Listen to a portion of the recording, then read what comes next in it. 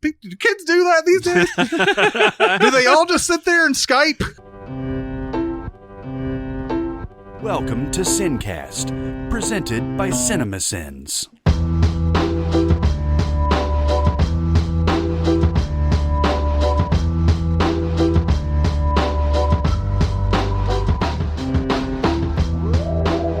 All right, everybody, welcome to the SinCast. This is Chris Atkinson from Cinemasins, joined as always by the voice of Cinemasins, Jeremy Scott. Hello. And from Music Video Sins, Barrett Share. Howdy. Hey, and we're going to be talking about the movies that are coming out in the next 4 months, a sort of a fall-winter preview. It's time for the Jedi to end. We know each other. He's a friend from work. I'm Molly Bloom. Do you know about me? Oh, hi, Mark. One misses the days when one's biggest concerns were exploding wind-up penguins. My name is Hercule Poirot, and I'm probably the greatest detective in the world. If you'll come with me, you'll float too. You'll float too. You'll float too. You'll float too. You'll float too. Yeah. I thought you were going to stop at, we're going to be talking about the movies. Yeah. We're going to be talking about movies in general today. In a bit of a curveball for this Right. podcast. Movies, originally called talkies. Yes. So September through December, there's a bunch of stuff coming out. Some things aren't, I don't think, in stone, really, but... Right. We'll go over some stuff that we see on the schedule. Like here. anything titled Amityville, anything on Right. this in these 4 months is not set in Right. stone. Even if it has the letters of Amityville in it, it's probably not coming out. Rearranged. Yeah, I was thinking we've done this is our fourth time of doing like a seasonal preview. Mm-hmm. We're doing pretty good about identifying specifically like the shitty ones Mhm. because like we did one in summer of 2016 and we looked through it and we were like, there's a lot of shit coming out like this year, and we were like, all right, maybe some of it would be good. That was a terrible summer. Mm-hmm. That was one of the worst summers of like big movies that we've seen. And then we did the fall movie preview about this time last year, and Chris started saying something about like, yeah, there's this Passengers movie. Yeah. Looks like there's some red flags to that because there wasn't a trailer out for it, and it was like coming up in the next like 2 months, and you're like, Well, that's the thing. Like, yeah, you're coming out with a movie that is a sci-fi, and it's 2 weeks after the Star Wars movie's coming out, and you don't have a real trailer yet. Right. That's a big, huge red flag. I don't know if we should come out with this movie kind of a red flag. I don't know if we should put Andy Garcia in one scene Right. for this movie. Right. One very brief. Seriously, how much do you think he made for that? Well, okay, so apparently, and I'll talk about this later, but apparently he was supposed to shoot several scenes of him going through the ship and everything and discovering what they had left, including if they had kids, which was kind of like a fan theory. But they just cut it. They were like, you know what? It's going to work better. The director said that it's going to work better if we just cut it off right there and leave the questions to the audience. It would also explain the chicken. I mean, I've mentioned recently, this movie, I still find it super watchable. Me too. And he does, before he plants the tree, it does show him going into some kind of like plant repository. Yeah, but he's like doing all these designs and like, and I still think those are all invasive species you don't take to another planet. But I don't think the chicken is ever explained. No. I don't think that's unless he ordered like a raw egg from one of those breakfast machines with his regular coffee, and then a raw egg, and then he like sat on it until it hatched. Let's start off with September 1st, which doesn't appear to have any major releases coming out, which is a weird thing. I did watch, there's supposed to be a Close Encounters of the Third Kind re-release, but there's one every year, so every year? Almost every year there's a re-release of Close Encounters. But the one at the top of the list on the Box Office Mojo is a movie called A Boy Called Poe, which there's a couple of these movies coming out in this time period where it's like kid who has some sort of affliction is bullied at school and that type of thing. So we've got two of those kind of movies. A Boy Called Poe is an autism movie. So it's one of those feel good, let's get all the families out and watch this type of movie, but it doesn't seem to have a major release. It seems to it not according to Box Office Mojo. It usually bolds those movies and says this is a big release coming out. This one doesn't appear to be. So this might be one of those word of mouth, maybe a Christian type of screening. Well, I just hope I wish they would do autism correctly. I mean, they tried with the accountant, but the most egregious example is in Power Rangers that Jeremy and I just watched. And there's a kid that like almost immediately announces, he's like, I'm on the spectrum.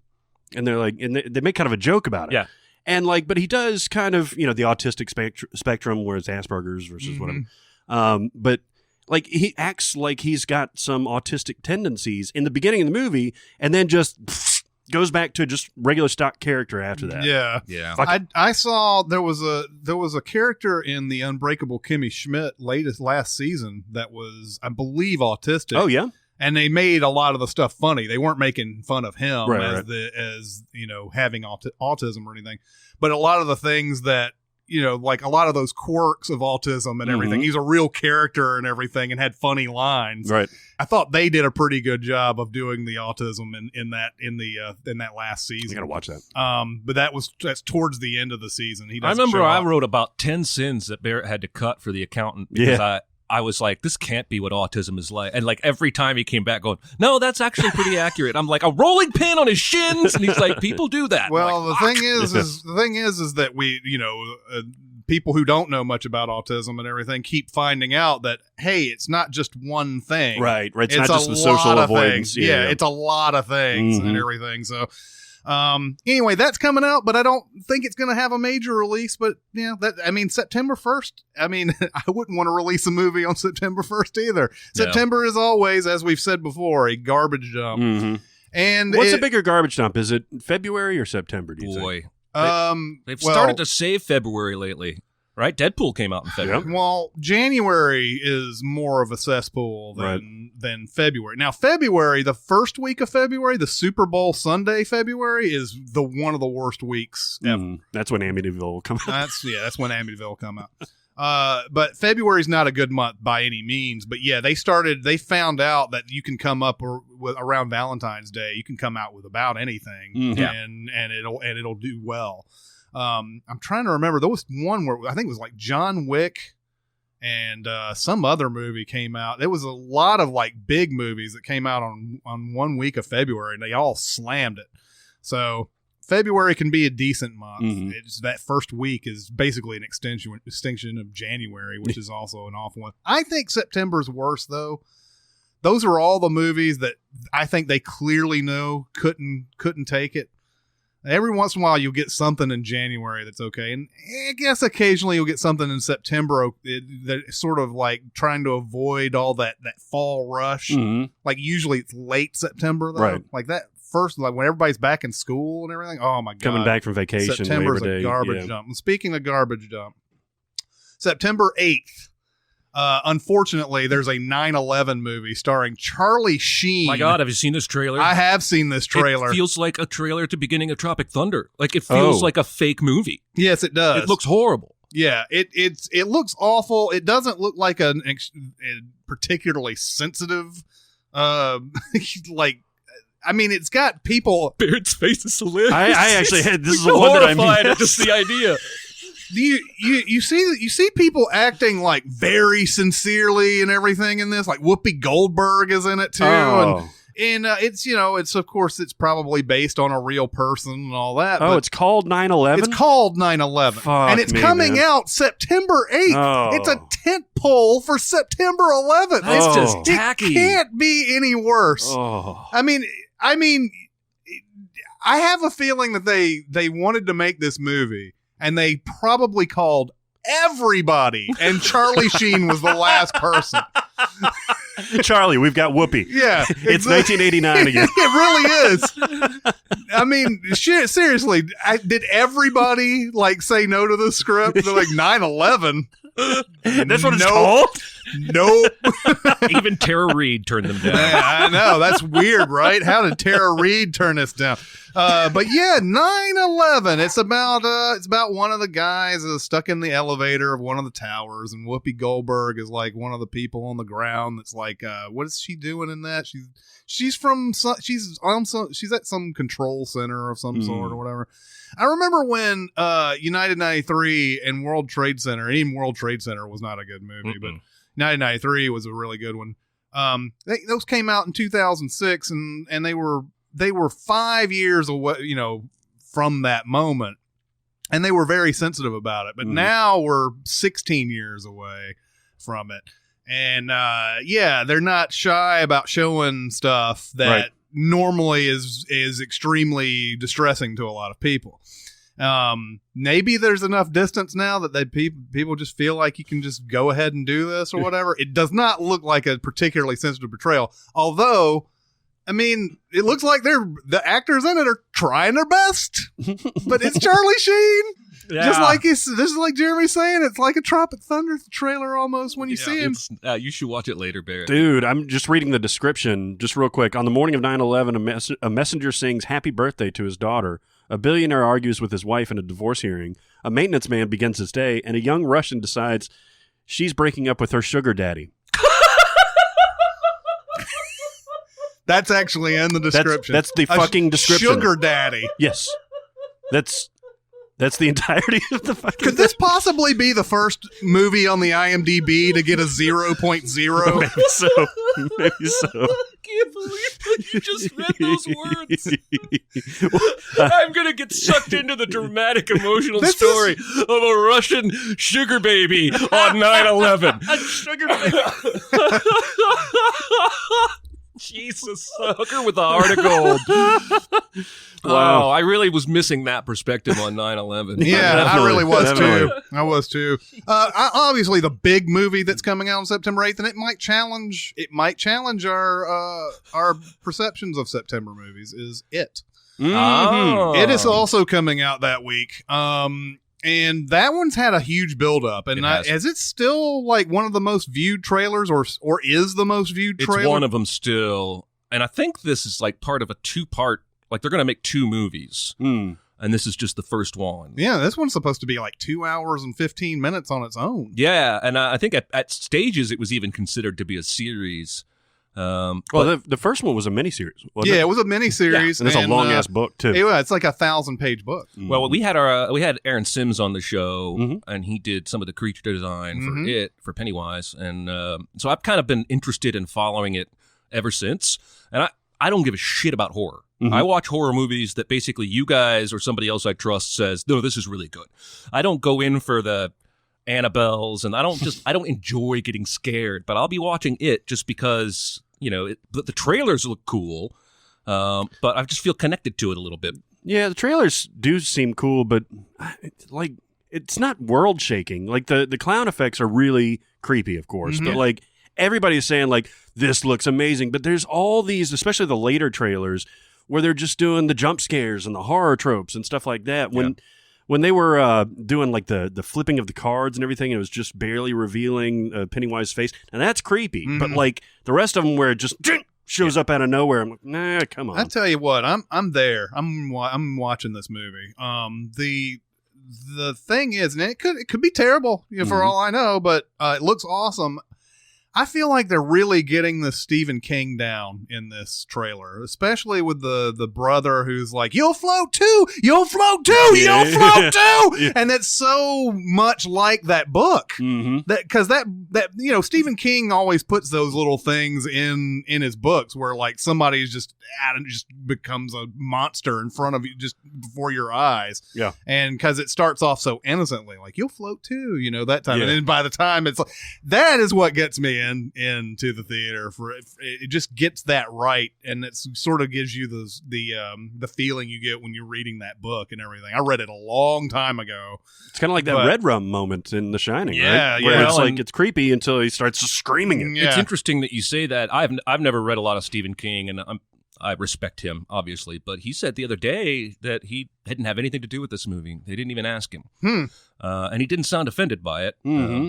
But because I think he's even been quoted before as saying, like, I shouldn't be involved with the movie's versions of, like, I think he said something along those lines in the past. Anyway, so they somehow captured the King feel without, maybe that's been the problem all along. Too much consultation with Stephen King. I do, yeah. I think the worst ones, I don't know how much he had to do with, like, Stand By Me or Shawshank or anything like that, but, like, of course, The Shining, polar opposite views, and obviously that's a classic.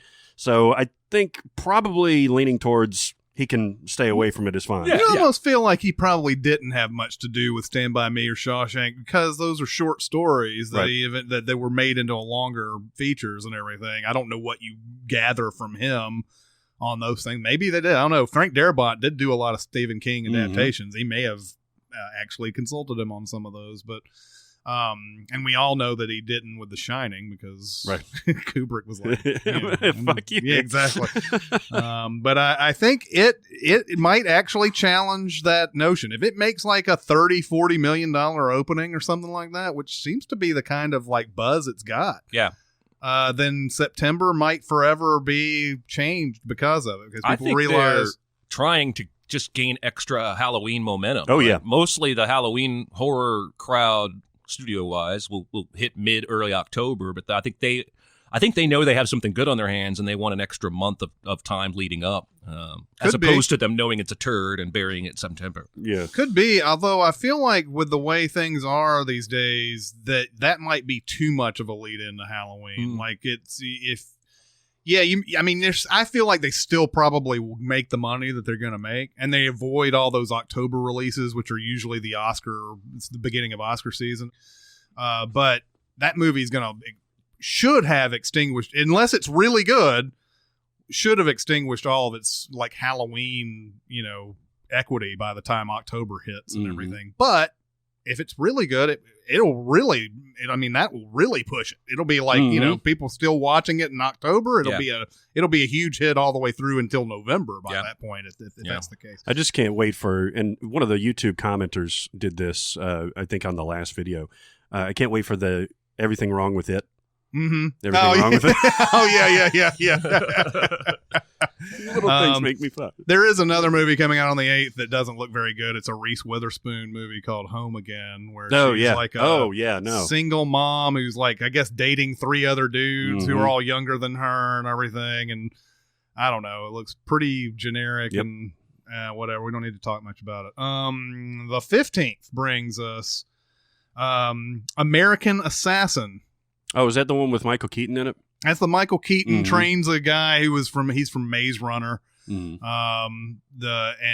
guy he's like, I guess he's training, and then he does some things that are a little bit off book, and Keaton's trying to rein him in, but I don't know. This is based on a really popular book. I remember reading about this, and I'd never heard of the book, but it's hugely popular, and so it might pull some fans in for almost like Jack Reacher. When that Jack Reacher movie came out, I'd never heard of Jack Reacher, but there's like 62 books. Oh yeah, there's Jack a million. Reacher. Yeah. So I think it's one of those things. It's an adaptation, but we'll see. Yeah, I mean, I watch it just because Michael Keaton is especially he's in some amazing career renaissance right now and everything, and I don't know. Assassin movies usually are decent. I mean, even Assassins. X versus Severed. Except for X versus Assassin's Creed. Yeah.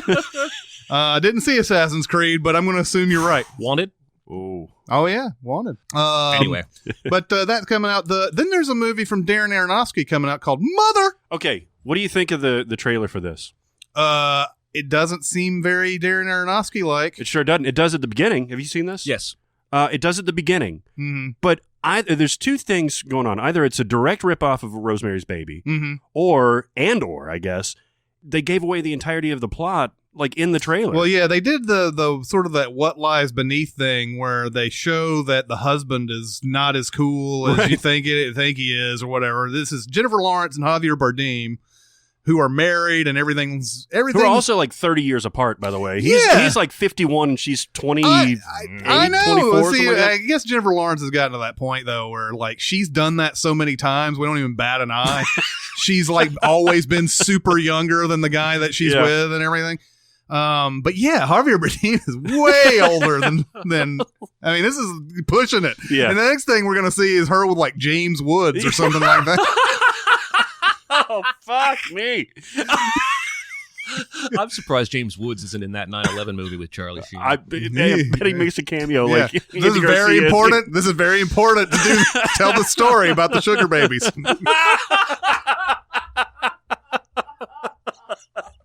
What about the sugar babies? What about the Russian. Nobody understands. But it's a sort of a thriller, horror thriller type of thing. These guests come over. They're strangers to Jennifer Lawrence. Then you find out in the trailer, Javier Bardem knows these people. Yeah, and that's the creepy part. It's super creepy. Ed Harris walks in, gaunt Ed Harris, which is kind of a new look for him.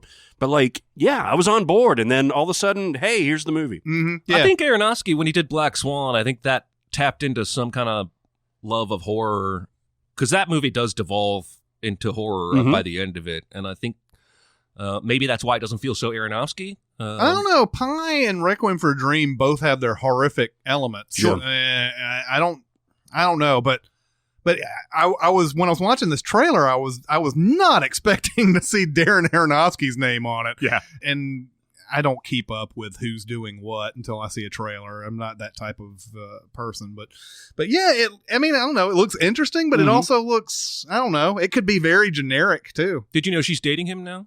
No. Jennifer Lawrence is dating Aronofsky. Oh, really? Yeah. I didn't know that. So he's not a young. No, he's not. No. Spring chicken or anything. No. Aronofsky. 36-year-old bald-headed Stan. Sorry. A little Eminem slipped out. Aronofsky might be about as old as Javier Bardem. Yeah, I mean, he's been at it for a while. Yeah. But that's coming out. And then there's a movie that's supposedly coming out called All I See Is You, which doesn't have a trailer. Doesn't have a real trailer anyway. It's just, I saw one on YouTube. YouTube, man, has become sort of it's a fucking minefield looking for trailers. It really is, especially for stuff like this that doesn't have an official trailer. And because all these parasites come into YouTube and they make a channel called That Movie Full Movie. Right.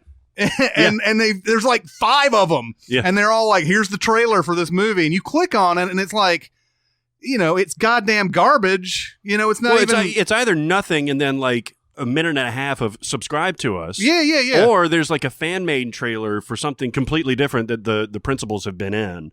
And yeah. So this annoying. one has one blurry fucking piece of footage that somebody probably ran into an editing bay and stole and I got it. Yeah. And whatever. But it's got Jason Clarke in it, I think. And it's some movie about this girl regaining her sight.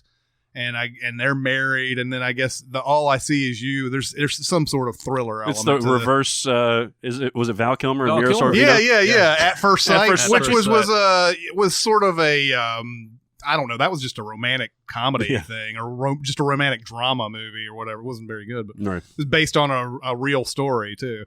But that's supposedly coming out. Then the 22nd brings us what is probably, I can't believe I'm saying this, an unfriended clone, basically. Friend request. This is a movie? Yeah. Anybody in it we know? A ripoff of Unfriended? I don't think so. Didn't you like Unfriended? Oh, yeah. I thought it was decent. But I just can't believe that we're already at a point where we're basically stealing that. Yeah. No, nobody of real note. That I'm sure a lot of these people have been in stuff we've seen before, but I don't recognize anybody.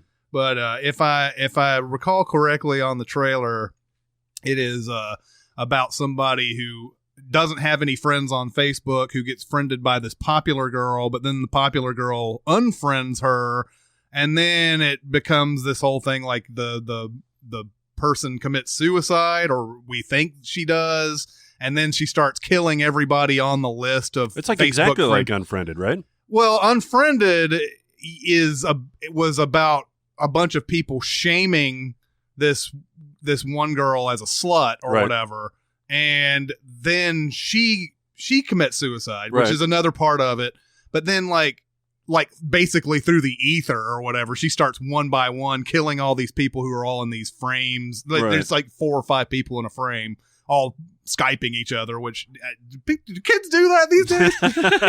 Do they all just sit there and Skype? I don't know, but they were all in that 5-panel thing, and each one by one is getting it's almost a one-shot movie almost. The way it is. But but this one is more I don't think it's through the computer and everything. I don't think it's they're going through the ether there and trying to, Makes me think of Sarah Marshall's horror movie they talk about at Oh, dinner? my God. He's like, I mean, how can a mobile phone kill you? I was thinking that exact thing watching this trailer. But yeah, it's one of those type of movies. I wonder how these horror movies will stand up in, let's say, 20 years. Do we still have Facebook as we know it 20 years from now? Maybe. Mm-hmm. Nope, we have a Facebook chip in our brain. Ooh, Oh, yeah. ooh. I can call it my friends right now. Yeah. Yeah. Silent thought communication. There are two potentially big movies coming out on the 22nd. And this, again, we might be challenging the September thing, but Kingsman: The Golden Circle comes That's out gonna on the do 22nd. well. Yeah, I think so too. Trailer's really fun. Trailer is very fun, and it's got 1 million people. It in really does. And, it looks like they are keeping enough of the original, but also going a little bit more bonkers in a few different directions. And I was surprised how much I smiled watching that trailer. Mhm. Yeah. Made me excited. Yeah, I'm kind of excited for it too. And then the new Lego movie Ninjago comes out, which is also going. I mean, I wonder if the Lego animation brand has anything if they don't have like a really well-known property with it. The Lego movie did well with great marketing and everything. That was another movie that came out in February, by the way. Oh, yeah. Then the Lego Batman movie did okay. I mean, it didn't do with Lego movie business, but it still did great business. Mhm. But this one, I don't think average person is familiar with Ninjago. I think kids are, though. Oh, yeah. Yeah. And so I think they'll probably still pull in Lego Batman dollars or better. And then you take somebody like me who's completely unfamiliar with this brand, and then you show me that trailer, Yeah. and it's like, fuck Lego Batman. This is awesome. I want to see this right now. It looks hilarious. It does. I'm very interested in watching this. My kid's been talking about this movie since, I think, May. So Oh, wow. you know what? We may have in September at 2 movies on this week, and then it's still going at this point. 2 movies on this week who might shatter September records. Mhm. Yeah. Because September has never been a month that people like studios like to go for, but they're apparently seeing the benefits of a typically barren month, to come out with something strong. Yeah, if they've got good properties, then yeah. I think people are finally realizing that it doesn't matter where you put a movie. As long as it's good, everybody wants to watch it. Yeah. It doesn't matter if school's in or what. Right. You know? So that's an interesting week. Then on the 29th, we have the remake of Flatliners coming Oh, my out. goddamn. Oh, Isn't this looks Kiefer bad. in this? I don't know if he's in this. I think I remember reading Kiefer was going to be in this. Hmm. And this has got a pretty good cast, if Yes, I it does. remember right. It does, as Ellen Page in it. Diego Luna's in it. Yeah, Diego Luna. But I could not. I mean, this is just another. Why? Mm-hmm. Why? The first one is if you care about this kind of a story, the first one holds up fine. It sure does. That kid with the hoodie and the hockey stick is scary as shit. Yeah. I just don't know. This is one of those movies I'm just like, why this? Yeah. Of all things. Yeah. I mean, I know why. I mean, it's because it's a really interesting story, and the 1990 version is very dated. Sure. But yeah, if you care about the story, it's a great story. It's an interesting story. It's a disturbing story. But this hits all the same beats, and then it adds those horror tropes on the end of it, and it's we brought something back with us, Yeah. jump scares and all that stuff. But I think when you have some sort of idea about going into the afterlife and coming back, it's a really interesting idea. And they say, oh, well, we can just slap some new shine on this, and whole new generation is going to fall for it just like they did the other. But you're not going to have that cohesiveness of the cast. You're not going to have that original idea. Yeah. And I don't know. It looks awful to me. Yeah, I guess what they're hoping is that I'm putting air quotes, millennials are not familiar with Flatliners. Because I think it did okay. I don't remember that being like a huge hit everyone had to see. And that the attractive cast and the horror premise will draw out, the teeny boppers to come see this movie. And, you can throw almost any horror movie at the wall this time of year, and you're going to make $30 million. That's why they make horror movies so much, because there's just that element out there that likes to be scared and clutch their boyfriends or what have you. Which is crazy because the first one wasn't a traditional horror movie. It was more of just more like of a thriller. Yeah. I mean, it had that Kiefer Sutherland, Julia Roberts, Oliver Platt. It was a great cast. Kevin Bacon. Kevin Bacon, yeah. The first movie made $61 million in 1990. That's pretty decent. Yeah, that's pretty good. I don't think this one is going to hit even $60 million, probably, but who knows? I mean, I don't know. I watched this trailer recently too, and I don't know. I didn't get the terrible vibe that you did, Barrett. Because I also am more interested in just the ideas that they're exploring. And yes, I've seen the original Flatliners and everything, but I thought there were some pretty cool moments in the trailer, but especially towards the beginning. It's not a movie that needed to be made, but I'll give it a chance. Probably not in theaters, but I'll give it a chance. The other movie that's coming out is Doug Liman's American Made, the Tom Cruise movie where he's basically like on everybody's side. Like he's on Pablo Escobar's side. He's on the government side. He's guy with a plane who's delivering stuff. Yeah. I don't like my Tom Cruise like this. Yeah? I don't want him to be an anti-hero or anything like that. Just stick to your lane. I mean, he's pretty good in his lane. Yeah. Except for when he hurts himself on set. Yeah, no kidding. They're going to push Mission Impossible 6 back 9 weeks production. It's going to change the release date. That's crazy. He broke his ankle. I mean, again, I didn't pay much attention to this trailer. It kind of looked a little generic to me, but I am always fascinated by what Doug Liman does, so I'll probably check it out. Yeah. Donald Gleason. Yeah. I'm interested in this because of the Doug Liman, Tom Cruise factor and everything. I'll watch this. On into October, we have Denis Villeneuve's Blade Runner 2049. This is a very conflicting movie for me. It really is, because I have zero interest in Blade Runner. I have zero interest in a sequel, but I want to watch everything this guy directs. Yeah. And he just chose to make a movie that's a sequel to something I don't really care about. So I'll be there. I'll be there just for the visuals alone, but maybe the rest of the movie will wow me as well. I'm not going in with any of the history or the myth. I think I've seen Blade Runner twice. It just has failed to capture me. I feel the exact same way. Yeah. So I'll watch anything Villeneuve makes at this point. I wish he would do something that's not a sequel to a 40-year-old movie. And especially bringing that hero back into Harrison Ford's Han Solo character. Doing like a...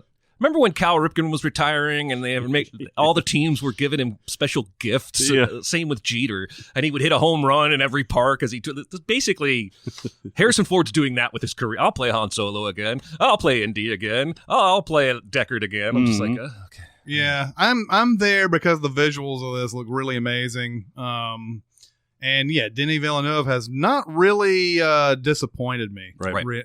I mean, so I'm going to go for this. I'll be a little bit cautious though, because I'm not the hugest Blade Runner fan either, and I probably watched it 3 or 4 times. Although every time it's on somewhere, I start watching it because it's just that type of thing that just draws you in. Yeah. But yeah, there's so many just images in the trailer for this that I'm just like, oh, it looks so awesome. Yeah. Yeah. So and I like Ryan Gosling, so you know, maybe I'll have a good time. So I like I'm his there. jacket. It's a good looking jacket. Hopefully they've made a movie that doesn't require you to have some kind of passionate connection to the first Blade Runner, and I'm guessing that's probably what they did. Yeah. Another movie coming out on the October 6th is The Mountain Between Us, the Idris Elba, Kate Winslet plane crash survival movie. What the fuck? Oh, have you seen the trailer? No, I've never even heard of this movie. Those are 2 amazing actors. Yeah. And this trailer looks, maybe it's misrepresenting it, but looks like standard action fare. Yeah, it's like the Englishman who went up a mountain and came down. It's not like that. It's more like The Edge than anything. Yeah, exactly. Yeah, The Edge, which I actually would recommend watching. But it looks like The Edge, although maybe I don't think Idris Elba and Kate Winslet are adversaries in this as much as Anthony Hopkins and Alec Baldwin were in that movie. This is just more about they need each other to get out of this situation and everything. So yeah, survival movie in the hopefully it doesn't get into like Alive territory. Yeah, we don't need any of that. Or even 127 hours territory. Yeah, cut my arm off to survive, and here's a 2-hour movie about it. Well, there's yeah. There's also a dog in this too, so I'm sure that'll factor into things. Did they not see? This has already been covered with that Samuel L. Jackson Swedish movie I told you about. He's the president of the United States, but he crashes in like the Nordic mountains, and some kid who's been sent out by his dad with a bow to become a man comes across him, but then the assassins who shot the plane down come to the woods, and it's just like this on-the-run survival thing. I mean, this movie's just going to be that all over again. There's also a My Little Pony movie coming out on October 6th. Good. With a lot of like big name voice talent. But is that still a thing? Yeah, What? it's still a thing. Is? The Bronies, yeah. Well, Oh, the yeah. Bronies, yes, but is it... Oh, And it's popular with the kids still too. it's going to be a movie based on that show Yeah, Friendship is Magic. Okay, that's different. I thought it's still I'll- stuck. I'll- Yeah, it's not like So it's from the 80s. Yeah. Emily Blunt plays Tempest Shadow. All right. Kristen Chenoweth is Princess Skystar. Liev Schreiber is the Storm King. He's got such a great voice. He does. Michael Pena is Grubber. Saya is Songbird Serenade. Tay Diggs is Capper. Will your characters just cover wanna- her face? I just want to listen to Chris read off My Little Pony names.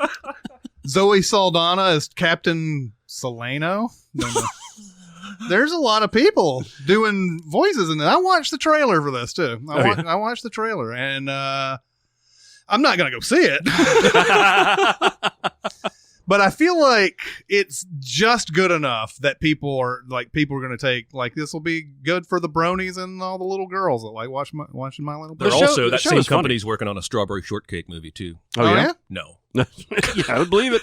I mean, seriously, if you put it out there in the world, it's like whatever the rule is for porn. Yeah. It's the same thing for movies. You know, What is that rule? What is the rule for porn? Rule- If it's something 43, exists, right? there's porn of it. there's Maybe some rule. 23. I don't know what number it is, but somebody can come up with I think it's 43. But if you come up with, like, you know, this situation with these characters, it's on the internet. It's already there. Okay, going on to October 13th. The movie that I'm really excited about on this one is Happy Death Day. Okay. This is Groundhog Day with horror is. movies. That's a great trailer. Yes, it is. That's an awesome trailer. It's Groundhog Day and Edge of Tomorrow, essentially. Yeah. Oh, and I like the the trailer a song lot. here instead of I Got You Babe is 50 Cent's In the Club. Yeah. And that's actually at the end of the trailer, like that's playing in like an echo chamber. Or something like that. It's awesome.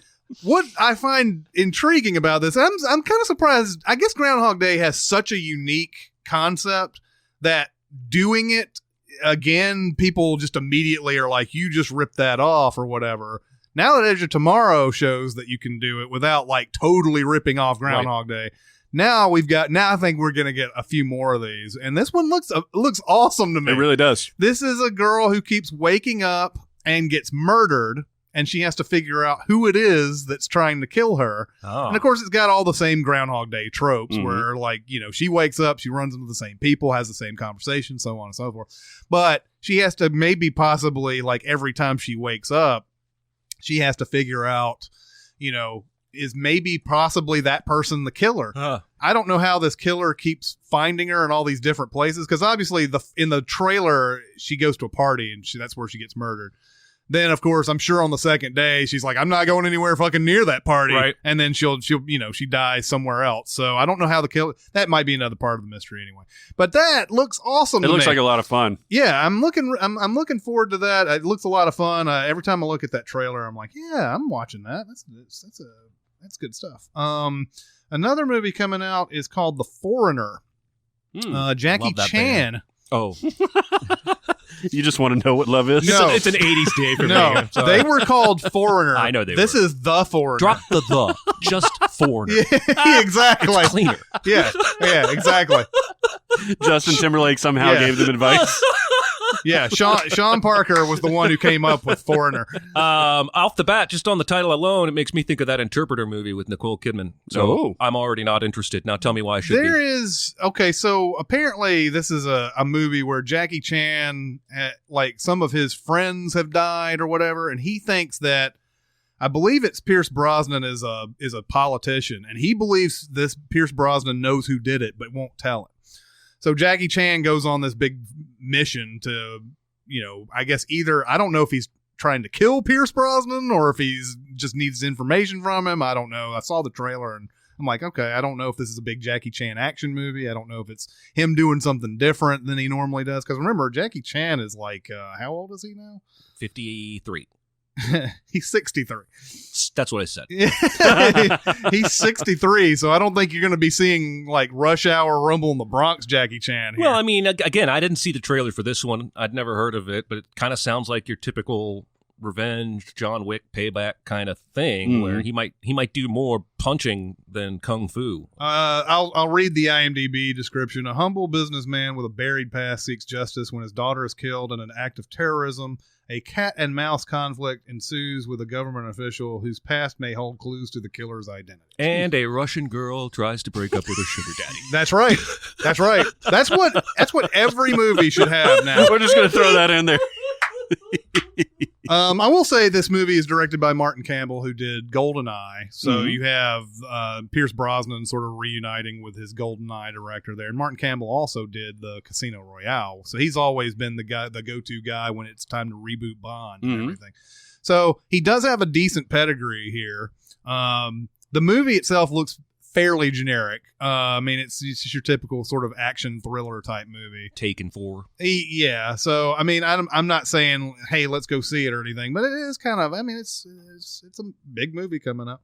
I hope Jackie Chan has a late career resurgence. I mean, not like he needs it or anything, but I think he's a better actor that he could kind of tap into that without having to punch and kick. No, all I the agree. time. I think it would be lovely to see that. Like a whole other side where he's just starts doing dramas and shit. That'd be awesome. Yeah. Another movie that's coming out on that week is Marshall, which is about Thurgood Marshall.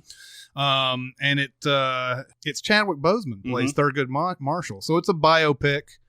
And I'm guessing it's sort of like I mean I don't know if it's a particular part in his life or whatever. I think it's just some in general things because he was the first Black Supreme Court judge, so he had to deal with some shit, of course. Yes. And so like he had to deal with some shit. Yeah, this is the return of Reginald Hudlin to a big screen. He used to make a lot of big movies. He's like sort of a for hire TV guy now, but he made Serving Sarah. He made The Ladies' Man. He made the Tim Meadows thing. Yeah. I love that movie. And, I've watched it several times. And he made a movie that I love called The Great White Hype. Oh yeah. I love that movie. Yeah. I haven't seen it in forever, but man, that's a funny ass movie. He did Boomerang. He did House Party. Oh, nice. Man, Boomerang was the shit in college. Yeah. I used to watch and quote that movie all the time. All the time. So it's good to see Reginald Hudlin back as a director because, I mean, as a feature director, I'm looking at his IMDb credits. It was like he's just TV, all the way up to that Serving Sarah movie, which I think is Elizabeth Hurley or something like that, which was in 2002. He made Matthew Perry? Yeah, I think it is Matthew Perry. And yeah, it's like 15 years that I don't see any like features, and maybe I'm missing one, but I'm glad to see him back. So yeah. Marshall could be a good movie. You never know. Then on the 20th, there is a ton of movies. There's no way this is going to stay. Someone's going to jump? Someone's going to jump because there's 6 wide releases coming out on the 20th. We'll start with Geostorm. Oh, fuck this movie so hard with everything. What I like, all of the objects. What I like about it is like it's sitting there going, it's from the same people who did Independence Day in 2012. No shit. Right. But it's trying. It's almost like it's distancing itself. Like nobody who was a part of those movies really did this. No, it's Dean Devlin, who's a partner with Roland Emmerich and everything. So it's him doing. I think it's his feature debut with Geostorm. Who's the bad father in this movie? Let's see. Jared Butler's probably because they did this rejiggered trailer where now the first one that we saw, I think it was before Kong, was just. I literally wanted to throw something at the screen. It was so the effects were shitty. The entirety of the build up, like all of it, it just looked horrible. So the premise is, I'm guessing, a storm that engulfs the entire world? It is because they've been regulating the weather because of global warming. They've been trying to regulate the weather, so they're sending up all these like pills to the atmosphere, and it basically keeps everything calm and everything stable. And through some sort of government malfeasance or something like that, that supply has stopped, and that is now triggering a geostorm. Yes. A geostorm. Yes. That means we finally get tornadoes, hurricanes, earthquakes, and everything and all big in one tidal waves crushing over coastal just city. like Day After Tomorrow, exactly like that movie. If you, it's almost like Day After Tomorrow is a 50-year-old film. Like you think we haven't seen that recently. Yeah, it came out in 2004, but we've all seen that recently. Mm-hmm. We saw it in that and 2012. Yes. I mean, it's just come on already with the fucking storm. Stop with it. Well, there was even the movie a couple years ago with Sarah Wayne Callis from Walking Dead. Yeah, that was yeah. Storm, Into the Storm. Yeah, Into the Storm. And planes were like blowing over at the airport. Oh, and yeah. whatnot. Guaranteed in Geostorm, there's going to be a moment where they say, oh, this is going to overtake us in like 2 months. And then they'll be like, no, it's right on top of us. It's right behind you. There will be bad math in this movie, for Yes, sure. there will be hugely bad math because Day After Tomorrow and 2012, the scientists don't know shit in those movies. Fucking suck. Is it 2012 that has the fishermen that are out there that are trying to gauge the depth of the big ocean pothole that's coming out? Yeah. I think so. Jesus. So yeah, that bullshit comes out on the 20th. I won't be seeing it. Then another, I mean, this is another sort of in the same vein, although it's more biopic. It's Only the Brave, which is about the firefighters and there's some big fire that happened in Arizona a few years ago. Oh, yeah. And that's about their story about trying to put the fire out. So that's got Josh Brolin in it. Huh. I think Jennifer Connelly. Is it? Yeah, Josh Jennifer Brolin's Con- getting a fuck ton of work these He days. is He amazing at everything. Good for him. Yeah. Jeff Bridges is in it too, and Taylor Kitsch. But Taylor Kitsch is coming back. that's right. He's making a comeback. When man. was the last time we saw him? I don't know. Has he ever? He's really been like the next big thing for a while now. Yeah, but I don't think he's going to do that anymore, though. Was he in Battleship? He was. Yeah. And the last thing I remember seeing him in was that Oliver Stone movie, and I can't remember the name of it right now. It's W. Yeah, W. It's Taylor Kitsch, and it's Blake Lively, and it's drugs, and I can't Savages. Savages is what it's called. It's the last time I remember seeing him, although he could have been in a couple other things. I'm sure he's done like a whole bunch of I like the guy. VOD stuff or whatever, or he's just been like I do too. And he was great in Friday Night Lights. That's the reason why everybody kept putting him on this pedestal. Yep.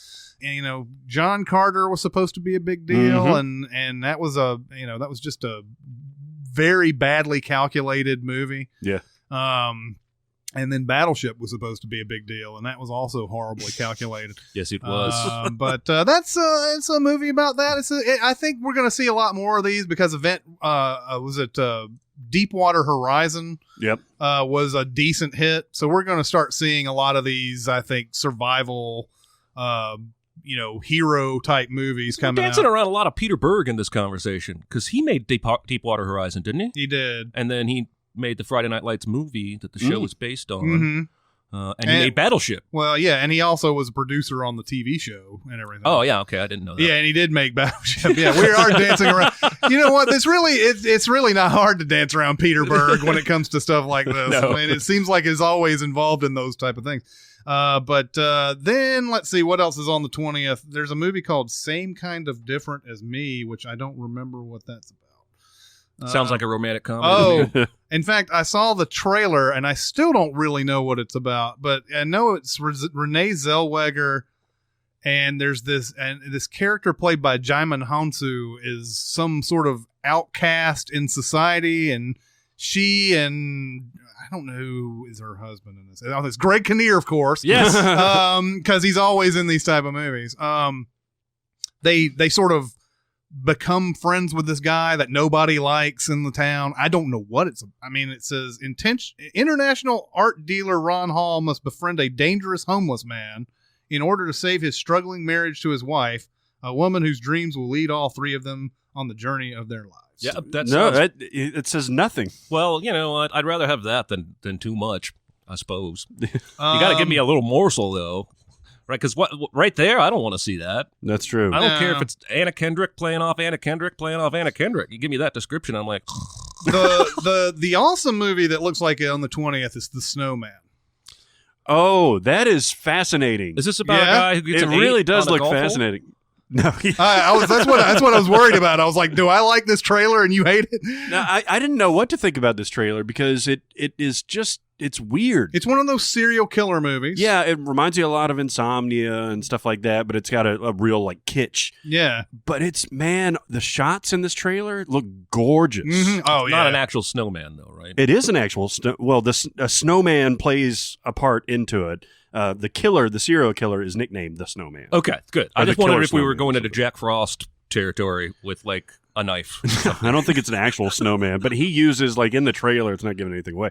In the trailer, like, he beheads people and, like, either puts the head on the top of a snowman or puts a snowman heads on top of the body. Yeah. Oh, depending on what mood he's in. I guess And he's yeah, exactly. And he's one of those try to catch me type of serial killers. This keeps giving clues and all that and everything. Michael Fassbender's in it, which immediately says I'm in. Yeah. And man, I love Rebecca Ferguson. Oh, she's great. Yeah, man. I She's love great. her so much, and she's in this, so I'm going to watch this. Chloe Sevigny is in this. Mm. I mean, there's a lot of good people and a really interesting premise and everything. I mean, yeah, we've seen serial killer movies ad nauseum, but this looks like an interesting, well shot movie. The guy who directed this, Thomas Alvarson, did Tinker Tailor Soldier Spy. Oh, wow. Interesting. Well, that's a departure. Yeah, it is. Yeah, it's got a really, really interesting cinematography just from the shots that you see in the trailer. Huh.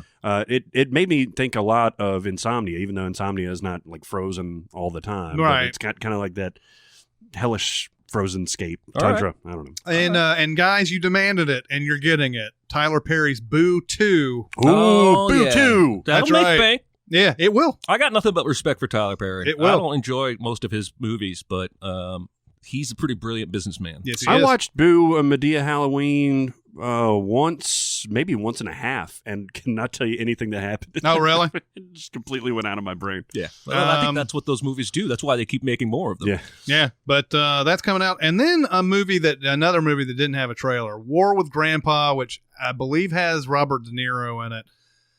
Is it another comedy? Yeah, and I'm wondering is this a Bad Grandpa sequel? The movie didn't do it. That Bad Grandpa didn't do anything, I don't think. What's Did it it not? called? War with Grandpa. No, it's probably not related. It It's sounds like more Dawn, like a, So Dawn of Grandpa. Yeah, exactly. Yeah, exactly. Rise of Grandpa. Exactly. I wonder if it's like a coming-of-age comedy with a young kid and his cranky grandpa or something. It may be. I don't know. It says family comedy, but I have sincere doubts this is coming out on October 20th because no trailer. Mm-hmm. And it's a couple of months away, and that's a stacked week. I mean, we just went through 6 movies Yeah. on October 20th there.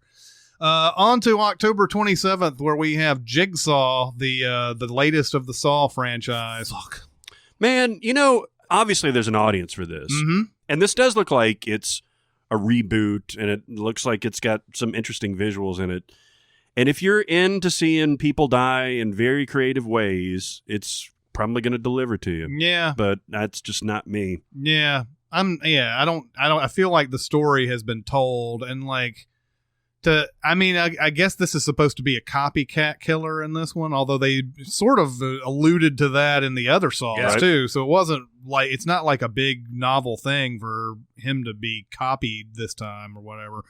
I don't know. There's an audience for it, and it's going to do well, and I won't be seeing it until it's on video probably. Did the other ones do like really well? They made like 7 of them, didn't they? Yeah, they this is made the 8th, 7, all of them. Like that first one, I don't think, like, if you looked at the total it made, I don't think it's a lot, but it was made for like nothing. Yeah, right. So I went to see that opening weekend. Yeah, and I've seen them all. The first Saw made $56 million. The budget for that was $1.2 million. Wow. Half of which went to Carrie Elwes. Yes. Yeah, obviously Saw 2 made more because then the phenomenon is real at that point. So it made $87 million. Saw 3 made $80. Then it starts dropping off. Saw 4 made $63. Saw 5 made $56. Saw 6 made $27. And then they came out with the Saw 3D, which made $45, which is probably still about $27 because the 3D uptick in price. But yeah, I mean, if you can make a movie for $1.2 million and come out with that return, then you've won the lottery. Yep. So I mean, this one will be the same sort of deal. Another movie coming out on the 27th is the Matt Damon Suburbicon. Yeah. I don't know what to think of this. I don't either. I like the idea. I like the people in it. Mm-hmm. And the trailer is kind of giving you what tone is this movie actually taking kind of vibe. But then Clooney just came out a couple days ago and said it is not a comedy. And I'm like, well, it sure kind of felt like it had some comedy in it. Especially at the beginning, Yeah, so I don't really know I don't know what to make of it. Clooney as a director has been hit or miss for me. But, I got enough goodwill for Matt Damon and Clooney. I'll probably check it out. So essentially, this guy sort of takes the law in his own hands, right? He kills a gangster or mobster or something like that. And then so all of these people related to that guy start trying to kill him at his own house or whatever, or they bring this to the neighborhood. And that's why you get a lot of this comedy thing where the neighbors are like, this isn't the type of neighborhood that I grew up in or whatever, that type of thing. But yeah, Clooney's directing it and Damon's in it and Oscar Isaac and Julianne Moore is in it. Yep. The Coen brothers wrote it. That's maybe the best thing about it. Is that the Coen brothers wrote it. It is a all over the place trailer though. It is, definitely. but better movies have had worse trailers. Yeah. It's got the pedigree. I'll check it out. Then another movie coming out on that week is Thank You for Your Service. This is I think ever since American Sniper came out, we have this genre of movies where it's I don't know, it's Billy Lynn's Long Halftime Walk. Yeah, it's sort of this how soldiers deal with the modern day war stuff going on and everything. This one has Miles Teller in it. It looks more interesting to me than something like American Sniper or that sort of the Billy Lynn's Halftime Walk. I don't know. There's something about the way it seems like Teller is portraying this guy as still being like this rock, but he's still dealing with his own personal issues. Mm-hmm. And at least with the limited amount in the trailer, it doesn't look overly saccharine. Mm-hmm. But it looks interesting to me. Yeah. I love me some Teller, man. Yeah, Miles Teller. And then you have Haley Bennett, who's become had two big movies. Well, I guess they weren't too big, but The Magnificent Seven and The Girl on the Train. Oh, this is the Jennifer Lawrence lookalike. Yeah. Amy Schumer's in this movie. That's weird. That's weird. But we have Keisha Castle Hughes in it too. But yeah, I mean it's sort of I think playing off of that American Sniper type of thing. There's obviously a market for the soldiers coming back from Iraq and Afghanistan and all this other stuff.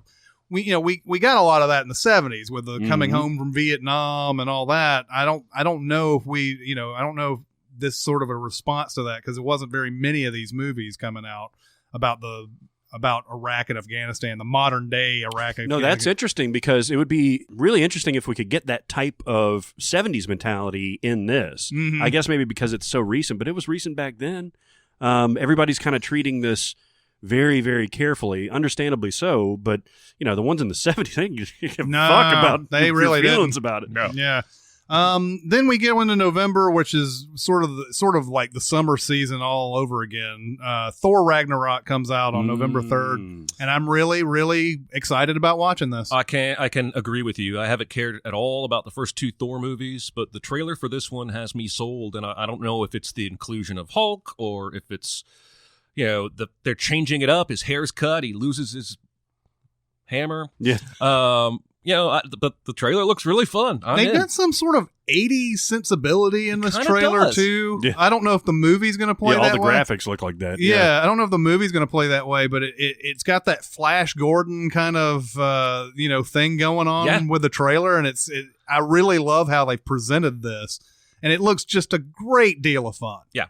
And that's what we all come to expect from a movie like this. And maybe these movies are better off just not having all the Avengers coming together. All the it's better to have these single stories, because they don't have to concentrate on getting everybody a FaceTime and everything. Yeah, I mean, look at how well Wonder Woman did, because it was just focused on her, and like a little bit of Batman. He doesn't even show up, but like at the beginning and the end. And Guardians of the Galaxy was just Guardians of the Galaxy. All the ones that really hit this summer so far were focused. Yeah, it's not going to be that for Marvel here in a quick minute. Definitely not. The counter programming to Thor Ragnarok is A Bad Mom's Christmas. boy, howdy. Did the first one do? It did. It was did a huge. ton of money, and It was it's huge. completely average. Have you Yeah. seen The it? movies. No, the movie's terrible. I watched it. I watched this movie, and I don't know. I guess I was expecting more from it than I should have, but it just didn't seem like something that should have made the money it's that not it funny. made. I shouldn't say it's terrible because it's watchable, but it's just not funny. Yeah, Mm-mm. yeah, that's the And there's thing. funny people in there. I'm also really kind of tired of the bad something genre. Bad Santa kind of did it first and best, but we've also had Bad Teacher. They're spinning off Bad Moms to Bad Dads. Oh, We've yeah. had a Bad Grandpa movie. I'm just tired of it. Yeah, It's cheap and lazy. Yes, it is. really is. But yeah, I mean, this is the hell that moms go through during the holiday season. That's the joke. Yep. Yeah. And them sloughing off their duties for a while. And it'll probably do well. That's really excellent counter programming because that means that guys will go to see Thor Ragnarok for the most part, and then they can drop their wives off to Bad Mom's Christmas. There you go. It's essentially what it goes to. On the 10th, Daddy's Home 2? Yeah, another sequel that I was like, really? Although that trailer's kind of funny. Oh, is it? At least the part where the dads show up at the airport. That part kind of made me I think laugh. Lithgow's pretty funny. I don't know. Are we ready for Mel Gibson still? Well, okay. I think I mentioned this a couple episodes ago. He's back to like his suave Mel Gibson. Now, we haven't seen suave Mel Gibson since his return. Mm-hmm. And he's back to like What Women Want and that ransom type without the beard, I guess. I guess. It's so odd to me, though, that Mel Gibson still has that stain on him. Mm-hmm. To see him in a movie doesn't really inspire a lot of confidence in me. I was fine to watch Hacksaw Ridge. He's behind the camera there. Yep. And you can respect his talent and everything as far as a director and everything. And I thought he was a fun performer in the 80s and the 90s. I don't know, man. Seeing him in this movie seemed, I don't know, just it. I'm not that triggered of a person. Yeah. But it's one of those things where I was like, It doesn't help that he's playing an asshole, like a very conventional, like, oh, we don't show affection in our family. Right. This is bullshit. Yeah. And it's just going to be those tired jokes. It's basically Meet the Fockers all Right, over. right. Oh, good call. It really is. It kind of is. Oh, well, it'll make money. Anyway, Will Ferrell, Mark Wahlberg coming back to do Daddy's Home. And Did you see the first one? I did. Yeah. Yeah. Mm. I don't know. Perhaps this is the big one that's coming out on November 10th. Murder on the Orient Express. What to make of this? Exactly what to make of this. Okay, first off, it looks gorgeous. It does. Yeah. And it's I think Branagh clearly has a really good eye. yeah. Most of his movies look gorgeous. Yeah, it looks great. The story is great. I've read this book. Mhm. I've seen the Sidney Lumet movie from the so 70s. It's really good. This has a lot of people that you want to go watching movies and everything, but man, this feels like any kind of Shakespeare that's been done a million times. Mm-hmm. Well, I'm a little worried about tone. Yeah? It feels a little too fun. Think it's a little goofy. Yeah. Yeah. And I think you make a better movie, like I know, if you focus more on the sinister stuff. I mean, I know that Agatha Christie sometimes had characters that were colorful or humorous or what have you, but I'm not looking forward to like a comedy. Mm-hmm. I hope it's not a full-on comedy. Mm-hmm. I'm a little concerned. We got Josh Gad in here, and I'm just like, how Yeah. did this come to be? He's not known for his dramatic work. Yeah, you see him like smoking a cigarette, Yeah. being all serious and everything. It's like, Johnny Depp's in this, Michelle Pfeiffer, Daisy Ridley, Derek Jacobi is in it. Yes. Jacoby. Of He must course, have a he's- good relationship with Kenneth Branagh. Yeah, Oh, yeah. I would imagine so. They're probably like friends and stuff. They're roommates. They're roommates, yes. And then you got, I don't remember how Poirot was described in the books, but you've got that comical, gigantic mustache on. That's on pretty Branagh. typical for Poirot, I think. Is it really? I Because think- the guy that played him in the PBS stories had this like thin mustache. Oh. Yeah. Wasn't it? It was Albert Finney who did it in the Sidney Lumet version, right? I don't remember if he had the comical mustache or not. Mm-hmm. But yeah, no, I agree with you because I'm all in on this story. It's an interesting story. It's a tight mystery. Yeah, this is one of Agatha Christie's best all-time stories, and it's got. I mean, again, it has one of those great it's a whodunit with a twist that you don't really ever see coming. Obviously, if you've seen it, Yeah. Now I don't know if there's any change that they're going to make as far as that's concerned. In this one, they're gonna eat babies like in Snowpiercer. They're going to eat babies. They're going to. There's a train. Are they going to have? Is somebody going to have a Russian sugar daddy?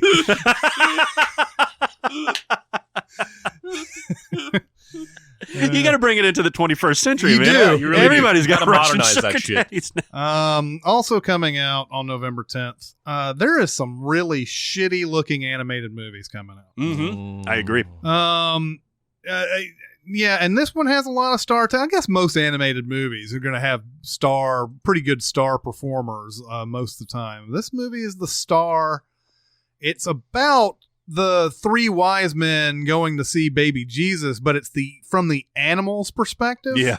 Oh, well, that's actually taking that straight from the Bible. There's a whole chapter from the animals. Oh, yeah, that's right. That's right.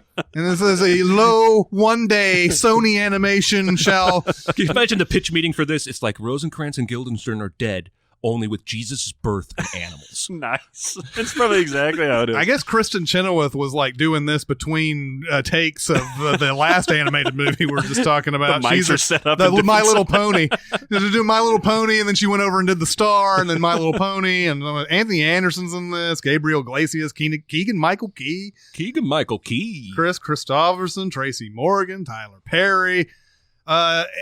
Ultimately, though, when you watch this trailer, it looks awful. Yeah, that's the ultimate thing that I take from it. It doesn't really matter what it's about or who's in it. It just looks bad. Is that the same animation studio that always cranks out shit? No, this is Sony. I mean, Oh. Sony doesn't. Well, I mean, Yes. I guess. I mean, yes, but I don't think they crank it out. Like, it's not like you see Sony animation. Nah, I just can't think of the name of it, but the one that does Despicable Me and all those movies. Oh, that's Illumination. Illumination, That's yeah. Universal. I hate them. Yeah, I do too. On the 17th, the big one is Justice League. And Oh, boy. I was excited about this when they had the San Diego Comic-Con like funny trailer with with Ben Affleck sort of interviewing all the people and everything. Mm-hmm.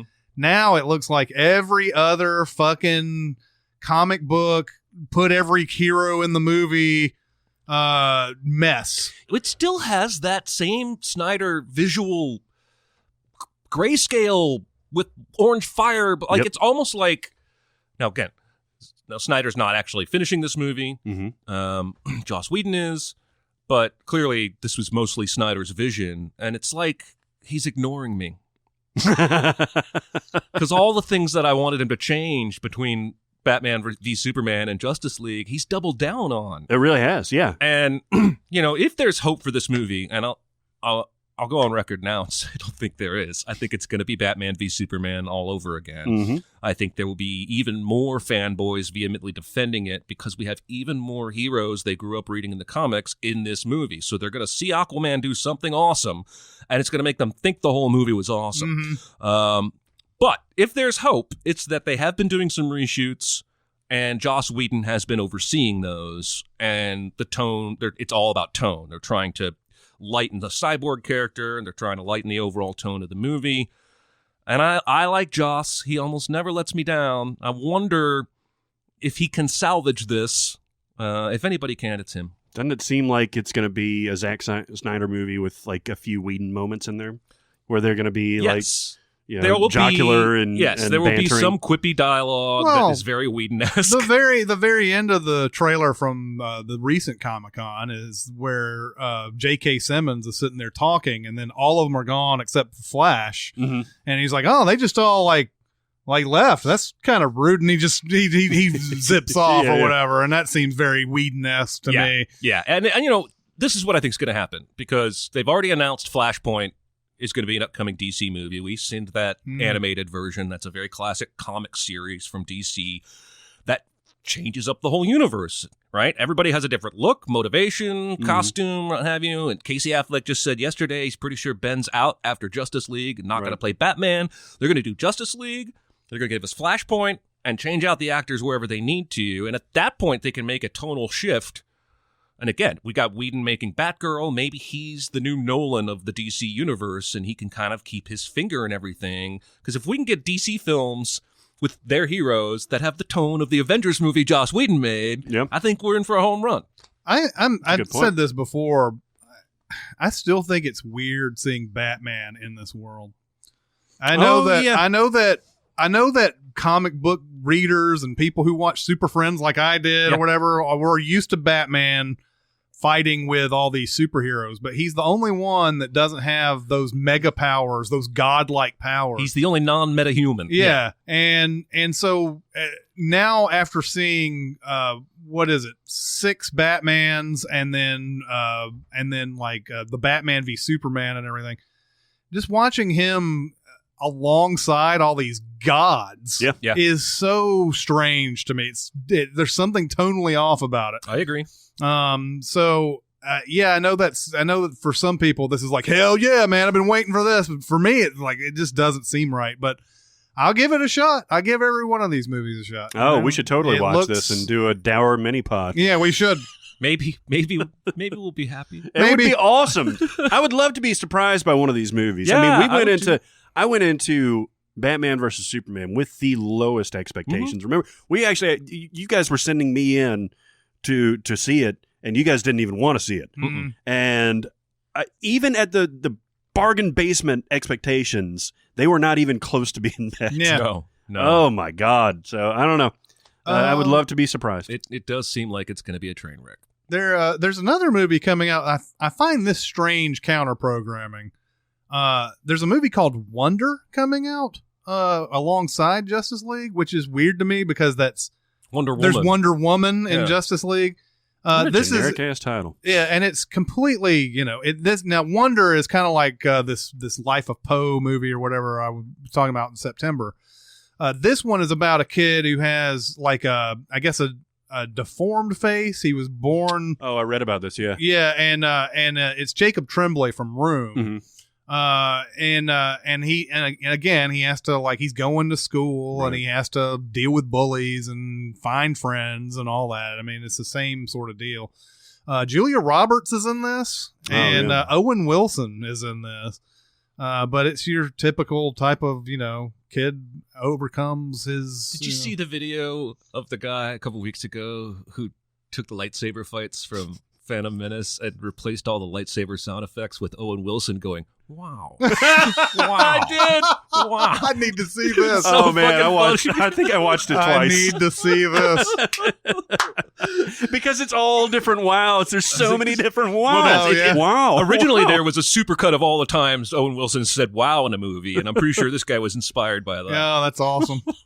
On the 22nd, which is the Thanksgiving week, last year, I was surprised that Disney came out with Moana for Thanksgiving and everything, and I made a mention that usually you're not proud of your movie when you open on Thanksgiving week, because if your movie was good, it would come out the week before or whatever, because you would want to get that first week and you'd want to get the holiday week as your 2 big weeks all in one. Now in this case. In Moana's case, and was Moana. What did it have to go up against? I don't remember. Fantastic Beasts? Maybe Fantastic Beasts. Maybe that's what it was. It was right around the same They time. were both November, I think. Yeah, they were both November, but I think Fantastic Beasts did come out that week before. So maybe it was just more along the lines of, well, we can't have that week like Justice League's coming out. We don't want to come out against that and everything. So they have a movie called Coco coming out. Yeah. It's a Pixar animation. And once again, we're dealing with, it's not white people. Oh, no! I know, right? It's interesting, though, because I think this kid, I hope I don't get the race wrong. He's Hispanic. He's Hispanic. Yeah. I believe it's Mexican, though. I believe so, too, yeah. Yeah, it's got a Day of the Dead kind of setting vibe. Yeah. And it's this magic guitar that basically takes him to another world where there's all of his dead friends and or whatever, and his family and all that. And all that. How much Kubo and the Two Strings vibe do you get out of that, though? Yeah. A whole lot. And I wonder if that's going to hurt them. I don't know. Kubo didn't do tremendous business. Kubo is on the way to cult status. I agree. I think there are 3 times as many people who have seen it and loved it now than when it came out. Mm-hmm. That's the vibe I get. I'm curious that they would do such a similarly themed looks very similarly themed. That's all I'm It's saying. probably going to be very, very good, but I have very little interest in seeing this movie. But it's interesting that this feels like what they were doing with Moana, where they had the Polynesian culture and everything. And it's like, so now they're sort of like got this sort of, I don't know, theme or brand kind of going on at this point. But I don't understand why Moana was their regular animation, their Disney animation regular studio, and why this one was Pixar. Yeah. Why are they distinguishing between the two? Who knows what goes on in John Lasseter's mind? He's the guy making all those decisions now. Though. Yeah. So I just thought that was strange. I didn't even know it was Pixar until it said from the studio that brought you all these Pixar movies, and I was like, this doesn't look any different animation wise than Moana did. So it's strange to me. But Coco the monkey. Anyway, well, speaking of, you were just talking about trailers that are bad or whatever. Like Pixar typically has bad trailers, and I remember Finding Nemo had one that wasn't particularly great. It was a teaser trailer for and it was just Ellen DeGeneres and then Albert Brooks's fish characters before the big fish came in or whatever. And I was like, what the fuck is this? Yeah. And then it turns out to be a great movie. That's probably not, that's not the only example I could come up with probably, but that reminds me that Pixar trailers typically aren't very good. Lately now you don't know what that means because it could be a bad movie. It could mean, I was reading yesterday, this is neither here nor there, but I forgot this, that the first trailer for The Lion King, the hand-drawn one, was literally the opening scene, the entire song, Circle of Life, and it ends with that Lion King. And I'm reading about that. I'm getting them right now talking about reading about it. I got goosebumps. And I wish more movies had the balls to do that or had a good enough opening scene to do that. Yeah. Because I guess not every movie's opening scene is trailer worthy, but I'd like to see us get back to... that gives you everything you need to know without giving you any of the story. And you can just go, yep, I'm in. Coming out on the 22nd also is Molly's Game, which is Aaron Sorkin's directorial debut. How pardon the pun, how all into this movie are you? I'm very excited for this movie. You got Sorkin, you got Poker, you got Jessica Chastain. Yes. Like you've got everything about this movie. I want to watch it right now. Idris Elba's in it. Elba, yeah. I mean, given you guys' love of Poker and Sorkin's dialogue writing ability, first-time directors always hit or miss, right? Ben Affleck's going to make a movie? All right, it's awesome. Yeah. Maybe the same here. He's certainly been around enough great directors. He's surely picked up some tips from Fincher. Yeah. So I think he has a better chance than most first-time directors to knock it out of the park. I'm all in, too. I don't even give a shit about Poker. His dialogue just crackles. And I think this is more than Poker, probably. I think there's a lot of gambling in this. She's basically... much like the summer movie The House that came out that apparently is terrible, much to my chagrin. This one looks like it has sort of the same kind of thing. She's running underground casinos and getting in trouble with the law and all that. Jessica Chastain looks like a badass in this movie. I can't wait to see it just based on that. Am I crazy for thinking there's a chance this is like slightly based on some real person? I think it is. Yeah. I think it is because even more so though. Because they're talking about how she would hold poker games and like all these like Hollywood stars were coming in to play these games and everything. And that's a thing. That's something that I hear all the time is Hollywood stars. It's an Olympic class skier who ran the world's most exclusive high stakes poker. Wow. Yeah. That's a left turn. And Michael Cera's in it, too. Yeah. Michael Cera, who hasn't been in anything in a while. He's got two coming out. He's got two coming out. If a fan wrote in and said, name some actors you'd love to hear Sorkin's dialogue coming out of their mouth, Michael Cera would be on my list. That actually excites me even more now. Yeah. And he plays like a Hollywood star in this, right? Yeah, I think so. And he's got this big, huge, like afro on his head too. It's like he let his hair just super grow out. And he's playing John Turturro then. He kind of is. He's kind of. Okay, so then December 1st. I don't know where this started, but as long as I can remember in my movie theater career, the first week of December is always some horror movie, and it's always a shitty horror movie. Like every once in a while, one will come out. Oh, it's kind of interesting, but most of the time they're terrible. I saw this trailer for Polaroid. That's the name of this movie. Oh. Boy. Fucking Polaroid. You have Might to- as well just put fucking in front of it. Did they have to pay a Kodak for that? I guess. You can't call a movie a brand name. I'm pretty sure they probably gave them some money for that. Yeah. Okay. It looks so terrible. Wow, I didn't even see What's this the premise? Somebody takes a picture of you, and when it shoots It out of the looks camera, like there's a killer Final behind you? Destination. Oh. It's almost like Final Destination, only you're not entirely wrong. They take pictures, and there's like some shadow that appears over one of their friends. It's Trevor. It's Trevor.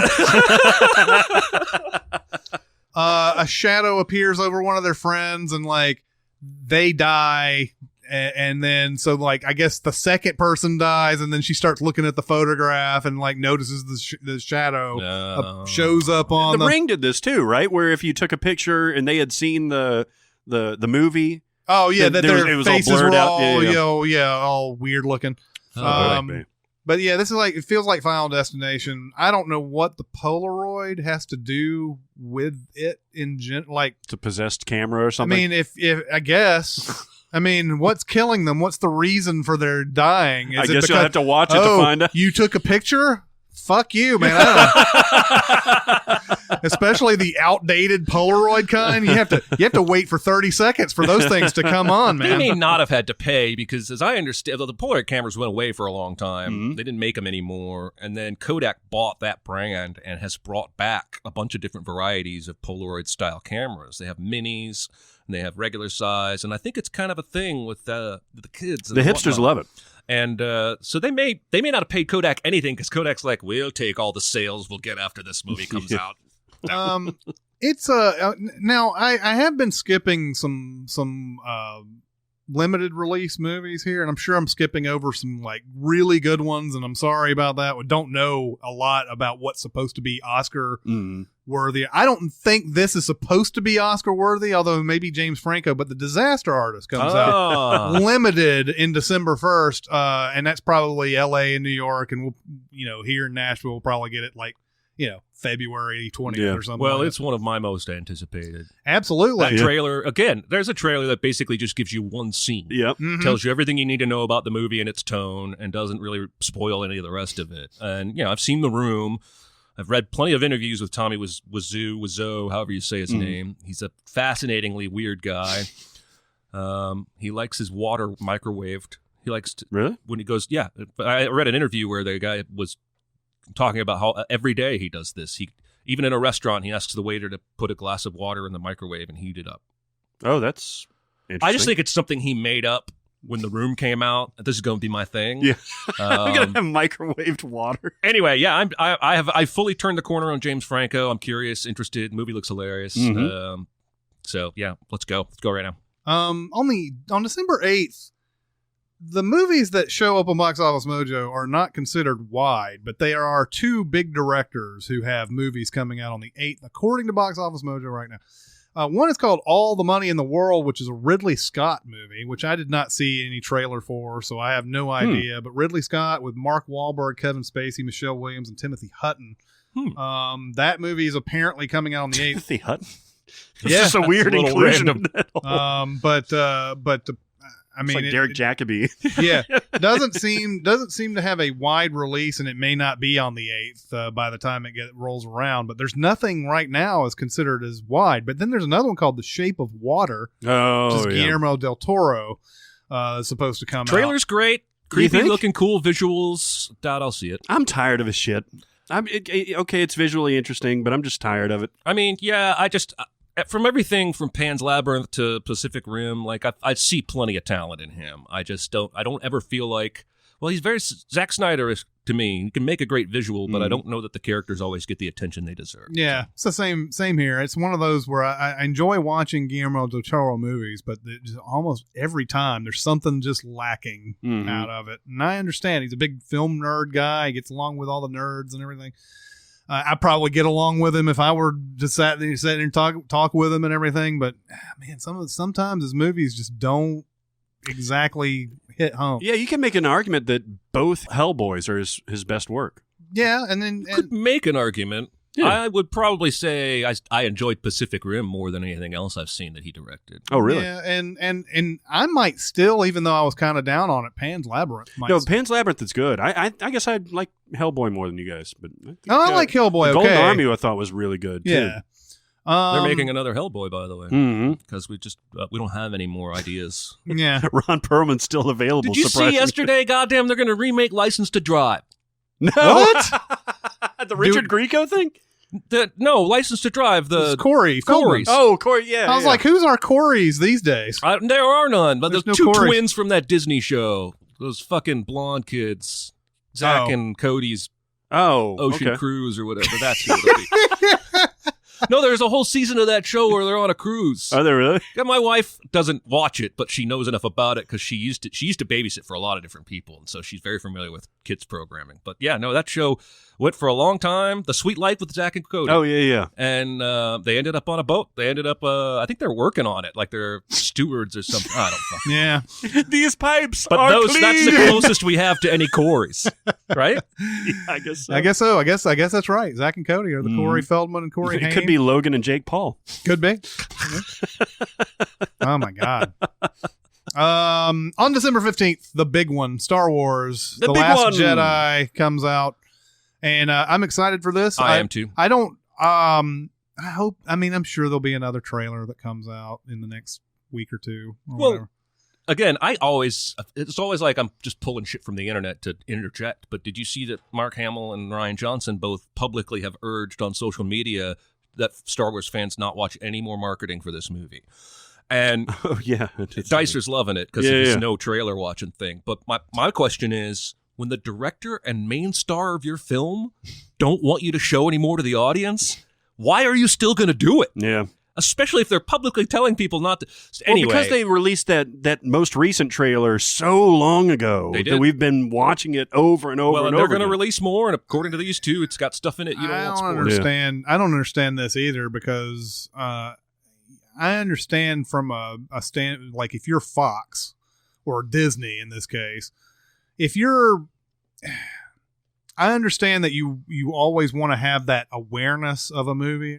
It's that whole thing in Election where Reese Witherspoon's talking about like Coke spends far more advertising than Pepsi and they're still number one and all that. And it's like, I feel like Coke could get away with never making an ad again and they'd be fine. But there's something about it that, maybe they haven't reached everybody and they fear that. And they want to come out with trailers so that it reaches every corner of the universe so that they can make this as big as possible. I feel like Star Wars, you don't have to advertise it. No. You get one trailer saying it's coming out. The trailer that we saw is fine. It doesn't. It's a great trailer. Doesn't give us. trailer. Well, what I'm saying about it being fine is it doesn't give us anything that we need to. It gives everything we need to know to want to go watch that movie. Mm-hmm. And so yeah, we're gonna have another trailer that comes out that's gonna have some real plot points thrown out there and all that. And it's like, don't do that. Yeah. Just give me a new trailer that doesn't tell me anything. Yeah, I really am hoping that this is the home run we all think it could be. Because Rian Johnson is a guy his work has been so great up until now. Mm-hmm. And it may just be the actual perfect time in his career for him to be given this property. Much like the other two trilogies, the middle Star Wars movie is always allowed to be darker. I'm excited to see cranky Luke. He seems really cranky. He seems pretty cranky, and I'm in. I'm geeked. I'm ready to go. It's gonna be awesome. Let me ask you guys this question: The Last Jedi, does that seem like sort of an ironic title to you, or does that sound like what Luke Skywalker wants in the trailer? That's the thing. He says in the trailer it's time for the Jedi to end. Mm-hmm.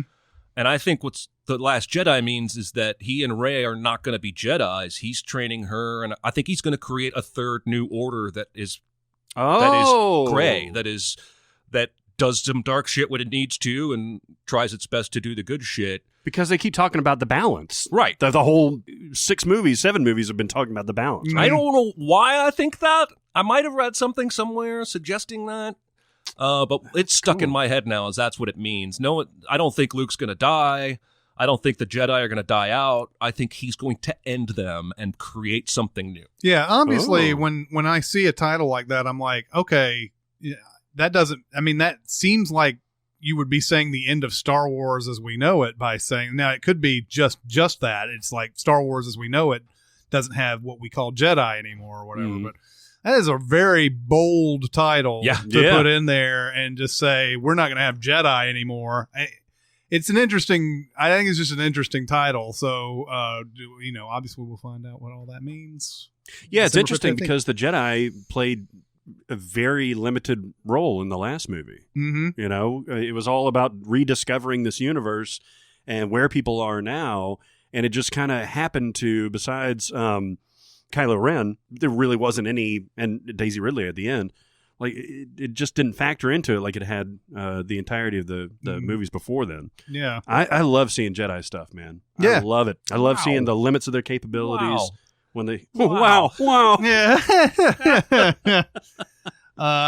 I am so there for that. There is another movie coming out on the 15th.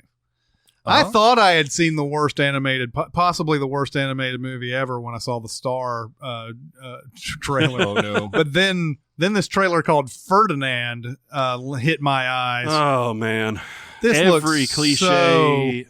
So bad. Now this is Blue Sky Animation. This is the Fox Pixar or whatever. Yeah, they're terrible too. So the people that make Ice Age and whatnot? Ice Age, robots, all that bullshit. Okay. And yeah, this is about a bull. Yep. Well, didn't you read Ferdinand when you were a kid? No. Really? I didn't. I didn't know. Sounds like something. Didn't know it was based on anything. Oh yeah, no, it's been around. Since when I was a kid. So it's based on it's Ferdinand popular the Quiet Bull. Yeah. Oh, okay. I did not know that. I just know that when I watched the trailer, it didn't look like anything I wanted to see. No, it does not. It's a weird type of animation because it's so, I don't know, the colors are so muted, I guess, but like still bright. It's a weird way to say it. It just doesn't look like any animation that's out there now, and that's not a good thing. Yeah. I don't understand what the animation from a lot of these other houses have started to really just look exactly the same. Yeah. What is the obsession with drawing human characters with the nose that is so big that it's between their eyes? Yeah. And it's like, every character has that now. I don't get that. But they're all just together. Like the only distinguishable ones are Pixar, even though this Coco, like I said, it looks just like the other Disney animation wing. Pixar is really the only one. Illumination can kind of have some difference here and there, but everybody else looks like they're just cutting and pasting. Mm-hmm. Mm-hmm. So that looks awful.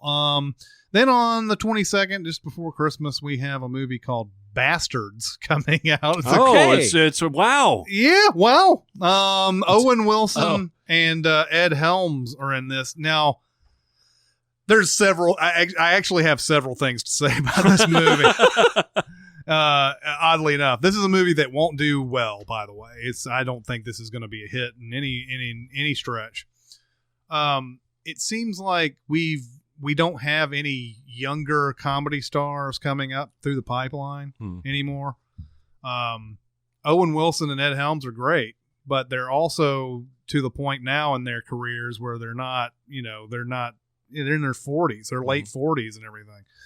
And it really it's more stale than anything. I enjoy those performers, but it just seems like, can you not find anybody who was their age when Wedding Crashers came out? Yeah.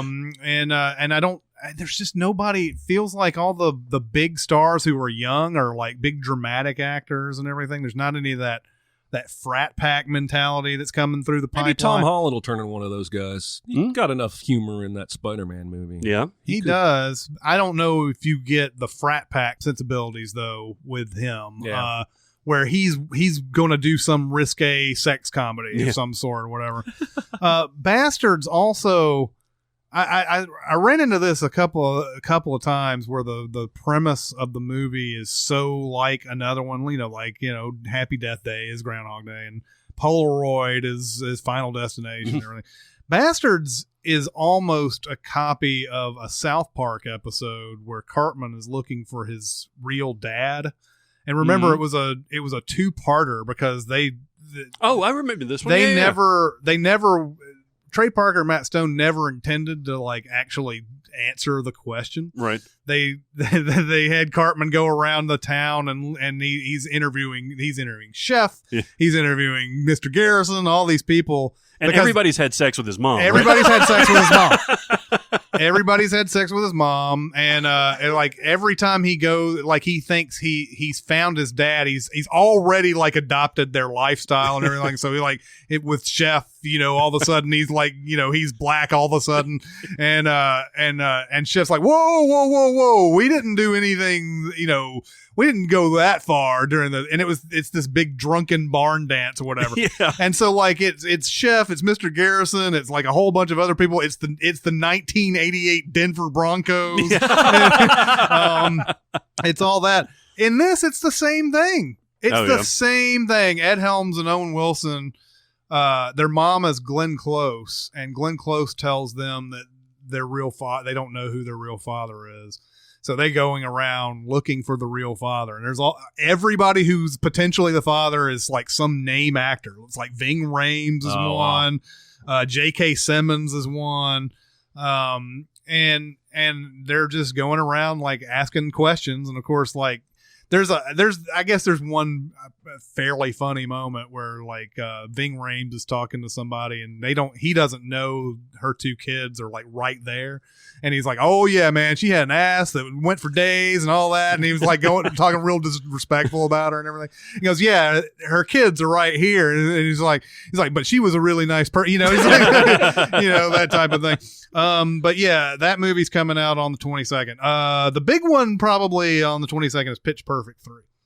Yeah, God help us all. Boy, that second one just sucked ass. Well, and look, have you seen the trailers for this? Yep. Now they're going to be action stars. Like, it's like 22 Jump Street or yeah, 20. what did we like about the first one? Not this shit. Yeah, exactly. Anyway, I'm over it. Yeah, I am too. I don't get it. There's another movie called Downsizing. I don't think I saw a trailer for this. No, it's not out yet. But Alexander Payne directed this. Oh, it's about shrinking yourself. Mm-hmm. Is it? Yeah. Yeah, like you turn yourself tiny, and it actually like it helps with your environment and everything. And interesting. Yeah. I'm very curious because it's like Alexander Payne meets a little bit of a sci-fi concept. I'm very good. And it's Matt Damon, right? Matt Damon, Alec Baldwin, Neil Patrick Harris, Jason Sudeikis, Christoph Waltz, and Reese Witherspoon are all in this. So on board with that. Reese Witherspoon's playing the Russian girl who's trying to find a way to break up with her sugar guy. That's right. That's correct.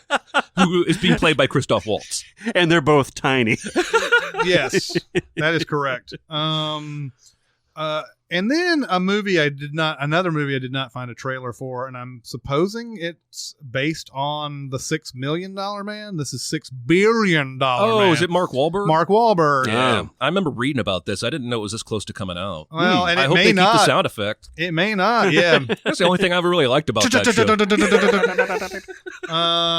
But yeah, that comes out now on the 20th. I skipped over that because Box Office Mojo does this weird thing with like Friday is the dominant and Wednesday goes.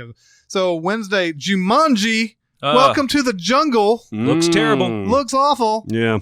The Rock, Kevin Hart, Karen Gillan. Oh, Central Intelligence reunion. And basically Jack Black playing the hot chick like Rob Schneider did. It's basically what that is. Yep. And it looks to have little resemblance to the movie anybody might have loved. I don't care how many times The Rock says we've got a special Robin Williams tribute planned in this movie. I don't care. It looks dumb as shit. Yeah. It looks like some combination of Journey to the Center of the Earth and I don't even know what. This is what Chris Van Allsburg, visioned when he wrote Jumanji, right? Yeah. Was this movie starring The Rock and Kevin Hart? Yeah. Exactly. I don't know. I mean, it's a pre-Christmas release, and I would not be surprised if this made $100 million or more. I wouldn't either, but I also wouldn't be surprised if America, after Baywatch, if America kind of goes, all right, Rock, you need to prove yourself again. All right, Rock. Same with Kevin Hart. Yeah. And making movies together. Yeah. But that CIA movie with Kevin Hart and The Rock was terrible. Baywatch was terrible. Oh, Baywatch was just ridiculous. Yeah, so I think maybe audiences might go, I'm just going to see Star Wars again. Yeah. So that might make me a little bit happy because I love The Rock. He's super engaging. I just want him to make better movies. Yeah. And then the last one they show as a wide release, although there's a couple other like intriguing things that are showing up on this, but the last big one looks like The Greatest Showman on December 27th. Yeah, the P.T. Barnum, Hugh Jackman. It looks like Hugh Jackman sort of getting into that zone that a lot of people like to put with Hugh Jackman, the singing and dancing and all that. Oh, this is a musical? It looks like a musical. I don't know how I feel about that. It may not be like I don't know if it's like a traditional musical where everybody starts breaking out in song. But it looks like there's a lot of singing and dancing in it. Interesting. And it's about P.T. Barnum and about how there's a line where he says something about show business and the guy's like, "What show?" Like, I've never heard that term used or whatever. And he's like, I just invented it. Yeah. You know. Yeah. P.T. Barnum was fascinating. I did a book report on him in, I think, 4th grade. I read a biography. I remember my mind was blown by all the stuff that he thought of and did before anybody else in terms of like the marketing and salesmanship and all that stuff. And it'll be fun to see the great Danton again, I guess, a little bit. Well, when I saw the poster for this, I was like, I thought it looked like Prestige 2 or something like that. Prestige 2. More prestigious. That's right. I guess the line I was thinking of is there's no business like show business. It's probably the line that he says. But couple other things. I don't know if they're showing for some reason on December 22nd some untitled Steven Spielberg, but I'm pretty sure Ready Player One is his next movie. It is, and that comes out in March, I believe. Oh no, really? he has one called The Papers. The Papers. It's about the Vietnam Papers, the Pentagon Papers. Yeah. You're right. Okay, you're right. well they're still referring to it as untitled Steven Spielberg. Oh, really? On Box Office Mojo. So I don't know if that's something that is actually coming out. They should call it Papers and drop the the. That's right. But yeah, it's got Alison Brie, Tom Hanks, Meryl Streep, and Carrie Coon. It's been a while since a Tom Hanks Spielberg collaboration did anything for me. I mean, Bridge of Spies was good, but I didn't think it was like, yay, Spielberg. Yeah. There's also an untitled Paul Thomas Anderson is apparently coming out too. Yeah. And I don't know anything about that. Daniel either. Day-Lewis is like a fashion designer or something like that. Oh, yeah, you're right. You're right. This is supposed to be his last movie too, right? Daniel Day? Mm-hmm. God, just point me to a theater and I will go see that. Absolutely. Blindly. Yeah, knowing that. Anything. I mean, you've got to feel like that guy would not walk away from the game on a mediocre performance or film. Now, he never gives a mediocre performance, but not all of his films are as great as the others. Right. But you figure this is the kind of guy who's going to go out on a high note. Yeah, and Paul Thomas Anderson hadn't done anything since Inherent Vice, I guess, which was 2015, 2016. Yes, it's either 14 or 15. 14, I think it's 14. Oh, it's been that long. Yeah. I'm randomly clicking on stuff, and I'm sorry this doesn't make everything like chronological. Yeah, but just to see what some of these limited releases are. LBJ, a Rob Reiner movie with Woody Harrelson, Jeffrey Donovan, Jennifer Jason Leigh, Bill Pullman, and Richard Jenkins. That comes out November 3rd, apparently. Limited. Yeah. Just randomly right now, just to see what a Takashi Miike movie called Blade of the Immortal is coming out. There's one that comes out in October that I found interesting. You guys probably would too. It's called The Killing of a Sacred Deer, and it's a Yorgos Lanthimos movie, the guy that made The Lobster. Oh, okay. And it's an A24 film. Oh. And the trailer is fantastic. Oh, really? It promises like this it bills itself as a psychological horror movie with Colin Farrell as a surgeon, Nicole Kidman as his wife, and somebody is doing things to their children through anesthesiology or surgery or something like that to where they're not moving correctly. And that sounds kind of odd. You should watch this trailer. It's really, really fascinating. Okay. I'm down with this All right. movie. Sounds interesting. So I'm just going to keep on looking at this stuff. There's a Richard Linklater movie coming out called Last Flag Flying, which I don't know much anything about. Ethan Hawke's in it. Steve Carell, Bryan Cranston, Lawrence Fishburne are for sure in it. No, I'm sure Ethan Hawke's not in it, but he's in every other movie. Yeah, he probably is. He probably shows up somewhere. Does the guy that made Joy, does he not have a movie coming out this season? David O. Russell? Yeah, he always has an awards movie. I don't know. I didn't see one. There's a movie called Darkest Hour coming out with Joe Wright as the director, Gary Oldman, John Hurt, Lily James. That looks really good. I have not seen the trailer for that. He's Gary Oldman is Churchill. Oh, yeah? Oh, that's right. I have seen that trailer. Yeah. I have seen he's that. He's unrecognizable. Yeah, man. And Churchill has such an interesting story. He does. Like this would be, I guess it's like Lincoln, basically. Yeah. Yeah, I could get down with this. I did see this trailer, and I think this might be Gary Oldman's real shot at winning an Oscar. Mm-hmm. Because he, like you said, he looks unrecognizable, but it looks amazing.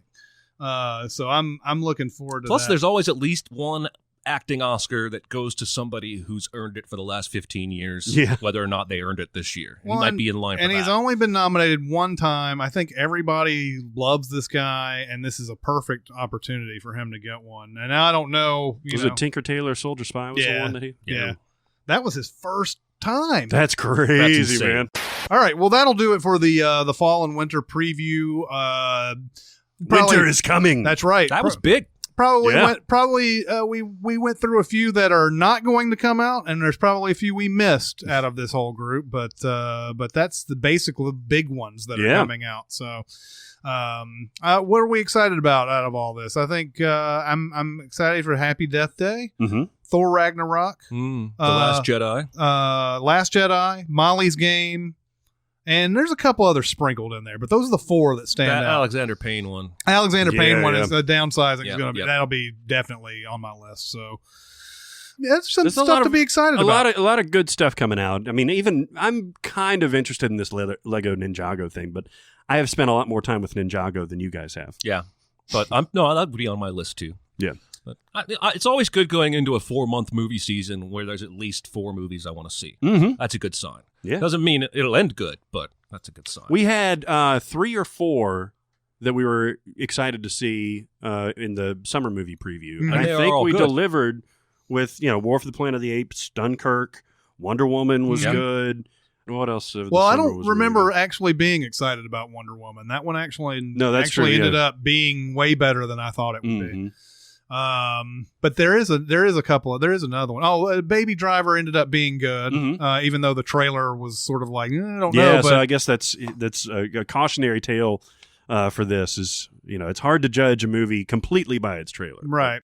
All right, we're going to move on to some questions. Let's do some questions. We got time for a couple, right? Yeah, baby. Question. I got something to say. I want the truth. I'm listening. Okay. In honor of Dunkirk, a film not only shot beautifully but edited with incredible discipline, what film would you most like to see the unused footage from? That's a good question because, most of the time I would say that your unused footage is probably not worth watching. Right. Although there are certain directors, like I would watch Christopher Nolan's like rejected takes and stuff. I would definitely do that. The one that I thought of on this was Stanley Kubrick, 2001 especially. I think there's probably some really cool things he probably shot for that movie that didn't make it into the final movie. Space things. Mm-hmm. Just I wouldn't. It really wouldn't matter. Wasn't he famous for doing multiple takes? He was, and that's another thing that I was thinking about was that Eyes Wide Shut had that. It's a rumor. It's never been confirmed, but there was a shot. It was either Sidney Pollack or Nicole Kidman. Opening a door and walking across the room, and it took 100 and something takes. And I don't know. I don't know if there's anything interesting to be. I mean, unless you see what the actor is going through, like you get to see the behind the scenes.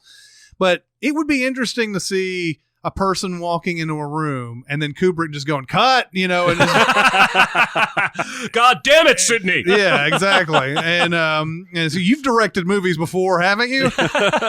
But it would be interesting to see 70 or 80 takes of somebody just walking in a room and seeing if there's anything that you could tell that from now. It obviously for Kubrick, the multiple takes may have not had anything to do with the take. Mm-hmm. It could have been just doing something to the actor. Yeah. To get them into some sort of frame of mind, like they want to be exhausted or exasperated or something like that. But I feel like a lot of his movies, 2001, A Clockwork Orange, The Shining would definitely be a good one. And Eyes Wide Shut would be fun to watch all the stuff that's cut out of the movies. Full Metal Jacket, maybe if you have some stuff in the beginning. I bet Dr. Strangelove has some great definitely stuff too. I bet Peter Sellers is going off. Yeah, right. Jesus. And then famously, like George C. Scott had very little knowledge of what was going on. He didn't know right? it was a comedy. Yeah. And So, there's the part where he falls, and that was not scripted, and he falls and then gets right back up. I don't know how George C. Scott doesn't know this is a comedy. I don't know. How does he not know? Wasn't he pissed off about it, too? Yeah, he saw the movie, and he was like, that was not in the movie I shot, right? How does he not know? I don't know, His man. character's so comic. He must be up in his head so much that I'm going to deliver this to the best of my ability. Yeah, the best of my abilities. There's the scene where he trips. Apparently, that was one of the scenes where he thought, oh, he'll just use another take. Right.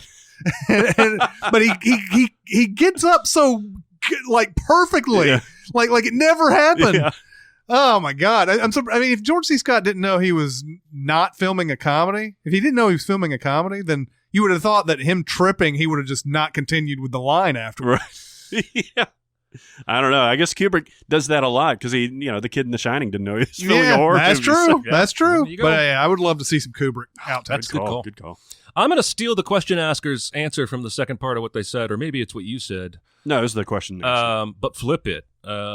Because he was talking about the thin red line and how much Malick ultimately cut the main character of the script almost out of the movie just to give us a bunch more nature porn.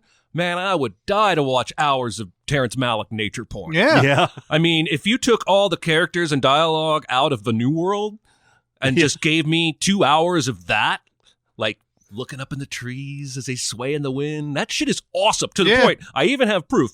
Planet Earth just did their Planet Earth 2 this year, the BBC co-production with whatever, Animal Kingdom, I don't know anymore. And those shows are always great. It's hyper HD and angles you've never seen. So awesome. They have so much B-roll of just vistas. They've been putting out like one a week.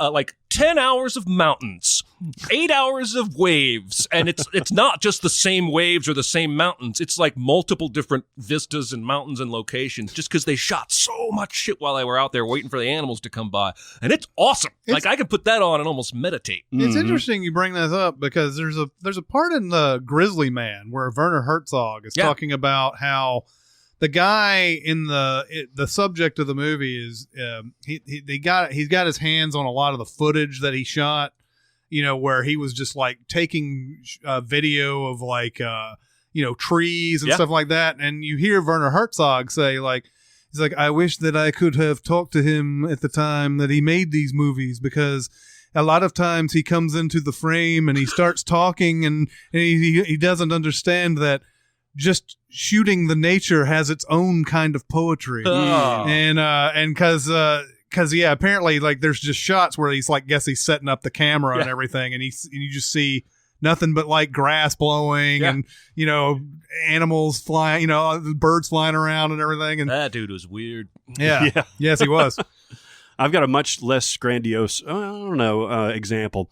But we've talked about Ex Machina having an alternate ending that we didn't see. And that involves Ava going up to the helicopter pilot, and we actually hear what they say. And he's talking to her, and she doesn't even understand. She doesn't hear it. She just interprets from his facial expressions. That would be super fucking chilling, and I'd really like to see that. But I'd also, and I'm sure I will at some point, love to see the alternate endings of Passengers. We've talked about Passengers before, and how it's ultimately disappointing on many levels, but it's super disappointing to me that she doesn't get in that fucking pod ever. Because there's a lot of different ways, and they shot a couple of different ways too. Either she could spend 5 years with him, she's still in her prime, she's probably like 24 or something like that in this movie, and then gotten into the pod, right? Or she could have even like had him a couple of children to play with, right? Or she could have killed him for being a dick and then gotten in the pod. Or absolutely. Or this is, I know the moral question of this whole thing bothers everybody, but like either she gets in the pod, she spends a few days or weeks or months or years with him, gets in the pod, but like get in the fucking pod, She just gave an interview recently where she said it was very diplomatic, but it was something along the lines of, I wish I had looked into it a little more before I joined on board or something like that. Oh, really? Yeah, like where I think she was sold on a handful of things. Probably the script was included, but she wasn't really sure that it was going to get, she didn't know it was going to get quite that almost technological rapey, basically. So I just think it's funny that I choose to believe she agrees with me. She's really good in that movie. She is. They're both so good and engaging. And even the bartender, I keep going back. It's one of the shittiest movies I keep going back to. Me too. I don't know if that's the thing. I don't know if I would consider the movie shitty. It's just that it tries to make you believe that Chris Pratt, what he does in the movie is okay. Or it can be redeemed. Yeah, and can be redeemed. I think it can be, though. That's what I'm saying. That's why I would love to see this alternate ending. You can't take that moment away, obviously. The year that she's spent out in the ship. But, like, if she gets in that pod, that pretty much redeems that character. The guy. Yeah, Chris Pratt. I suppose, but she didn't take it. She chose to stay and allow No, I understand that. But that's where the movie could have taken a turn and, all right, they have this adventure. This had to be necessary. We're justifying his actions, but at least he's got some sort of redemption. Like, he did the right thing at the end. I love Lawrence Fishburne's reaction when he finds out. He's like, how long were you alone? Like, 1 year. He's like, still, damn. Yep. Because that's the only thing that you can say, really. I know. It's interesting that you have people coming out after the fact, like Jennifer Lawrence here. I read that quote too, and I also read that Sophie Turner, during the Game of Thrones, the really controversial season where she's raped by Ramsay Bolton and all that, she was very defensive of those scenes back then, and then like a couple years later she's had a time to reflect on it and everything, and said, I guess I just didn't think of it the way that other people would be thinking of She it. Also basically said she got her sex education on the set of that show. Yeah. Like she had never heard of oral sex until they were doing like a read-through of a script Wow. episode or something like that. That's crazy. I don't know what it was. But you got to remember, they were really young when they started making that show. So anyway, they're still pretty young. One of my favorite questions of all time. All time? If you could make an album for your own film comprised entirely of pre-existing songs from a variety of bands and artists, what song would you choose? I'm going to go ahead and answer this because I'm pretty sure your answers will be better than mine on this. I don't know about that. Well, the thing is that I mean, obviously it depends on what movie would I make and I could think of a lot of great songs to go along with it, but I can't really picture what movie I would be making or whatever. I just know that when I hear these songs, I always think of action movie type of stuff. Mm-hmm. So this is a lot of 90s metal that you're about to hear. Nice. And they all have some sort of similar kind of vibe to them. They're like beat ass type songs, And so like one is Korn's Here to Stay. And it's got that doom doom doom doom doom doom doom doom doom doom, and it's got that. I haven't heard that. You have heard this. I have. You've definitely heard this. Sounds like Korn. By the way, be prepared for a lot of us mouth singing some instrumental stuff in here because there's really no other way to go. But Here to Stay also has a little bridge in it where it's like, I'm here to stay, bring it down. I'm here to stay, bring it down. I know what you're talking about. And now. it would be a perfect like setup to that, Yeah. That little part right there, and then it just goes and bring it down, bring it down. All that. That would be great action stuff. It gets my adrenaline pumping, man. And I would make this good action. Like there's a lot of movies that have 90s metal in it, and they're awful. Yes. So I don't want to be associated with those. This would be good action. Mission Impossible 2. Exactly. Okay, so then I also have Rage Against the Machine's Bulls on Parade. Oh, that's a perfect one pick. of my favorite all-time guitar riffs ever. Which is crazy. It's one note. It's just 2 octaves. Yeah, it is.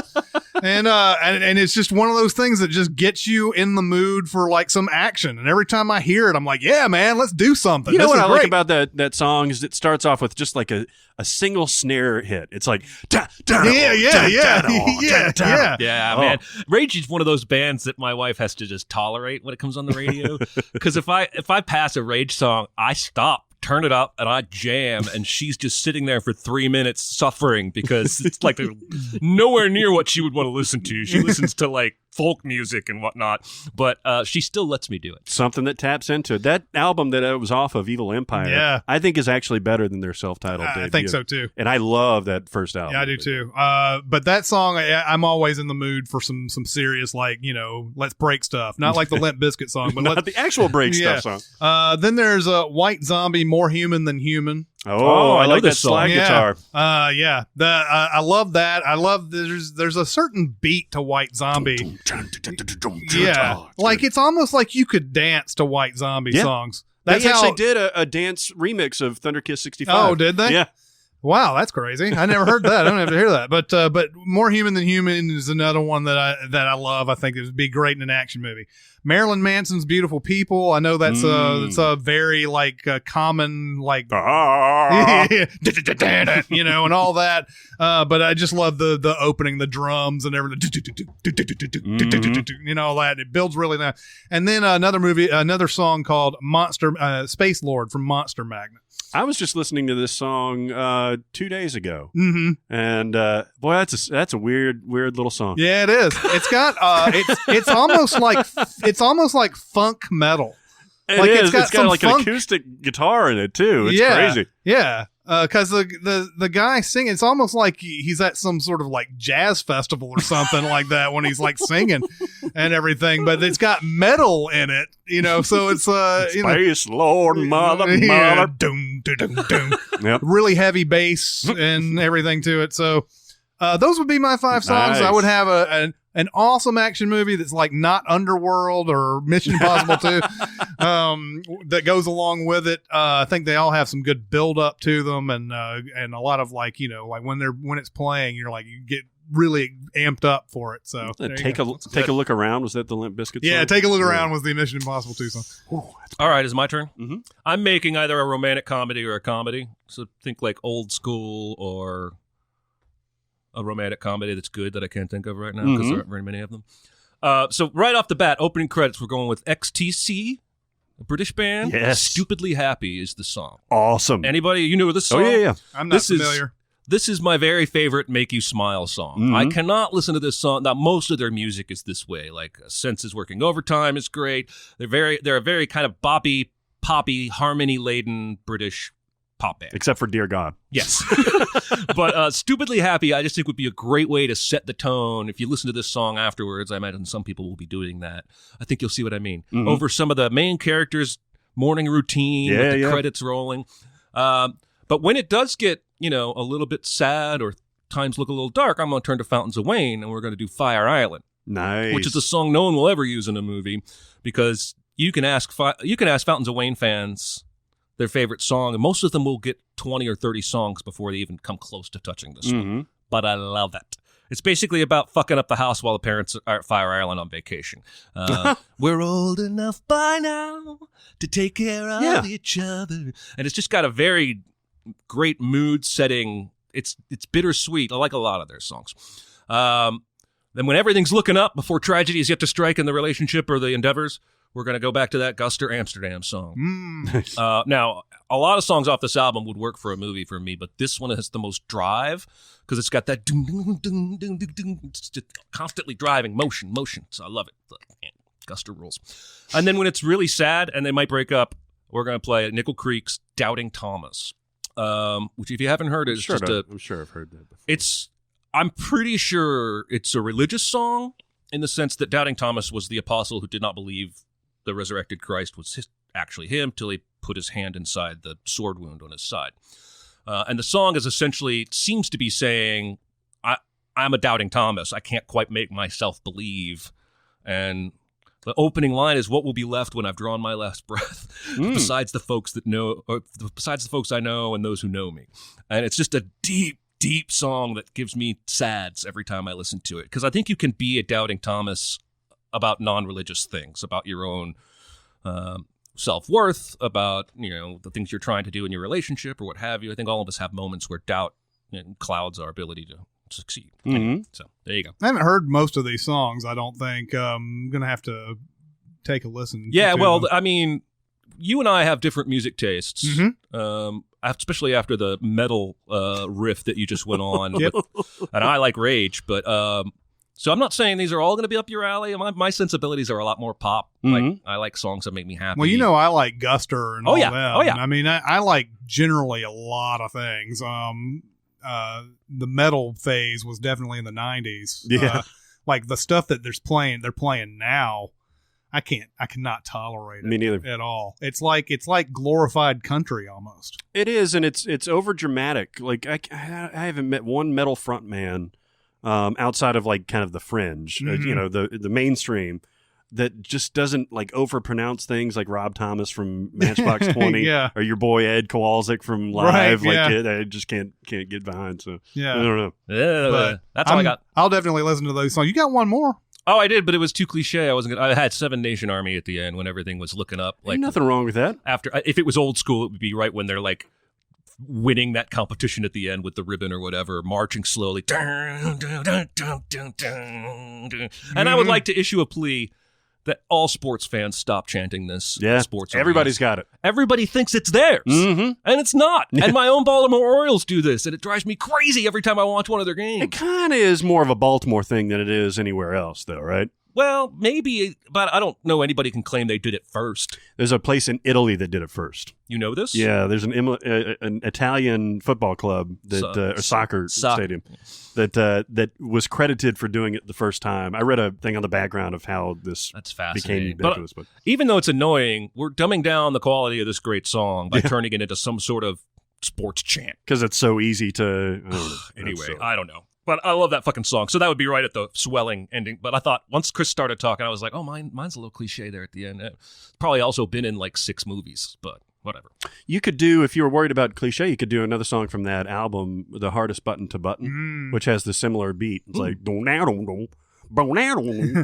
It's funny. The Simpsons had an episode where they played that song. Oh, really? Yeah, Hardest Button to Button, and it's like I don't remember what was happening this might have been one of their like milestone episodes. It might have been like the 500th episode or something like that. But there's a scene where it's not really animated. It's just Bart like choppy animation. Yeah, because that's how the music is. Going down the sidewalk and everything. And it's playing that whole song and everything. It might be one where Jack White actually guest voiced it. Oh, yeah. Guest voiced or something on there. So video is directed by Michel Gondry. Oh, yeah? Mm-hmm. He's done a lot of their stuff. Oh, yeah. All right, well, I'm going to do a love story. And it's about 2 kids that are at a boarding school, like a Dead Poet Society style Once boarding again, school. Barrett gets way more specific than yeah. anybody. Oh yeah, trust me. But it's like one of those boarding schools with super high expectations, where they're pressing down on you. But it's co-ed, kind of like the college and Rules of Attraction. So these 2 finally meet, and they're obsessed with getting out of here and breaking out of their parents' watch and all that stuff, and getting out of this school. So that's the background. It's going to start with the establishing shot by a song called Dirty Old Town by the Pogues, who I've mentioned before. Yep. It's a great song. Then when they meet at a party, it's going to be like a Rules of Attraction style party where everybody's doing drugs and screwing and everything like that. End of the world party. Exactly. The background is going to be Sexy Motherfucker. You sexy motherfucker! And... because the scene's going to last a while, it's also going to feature Pussy Control. There you Prince. go. Yep. So those are going to be my background when they meet. Now they're starting to plot now. They get back and they're like, how are we going to do this? How are we going to get out of here? It's going to be exit music from a film. Oh, Radiohead nice. off of OK Computer, which is about getting out of a situation with your lover. I said lover. Obviously, he takes your lover, the Will Ferrell, Rachel Dratch skit. Hello, lover. Obviously, they got to get down. They got to get down, and then they got to, knock the boots. Yeah. During the boot knocking, are you going to play Knocking the Boots? No. That 80s, that 90s. I'm Somebody rockin' knocking the boots. Remember that song? Oh yeah, I love that song.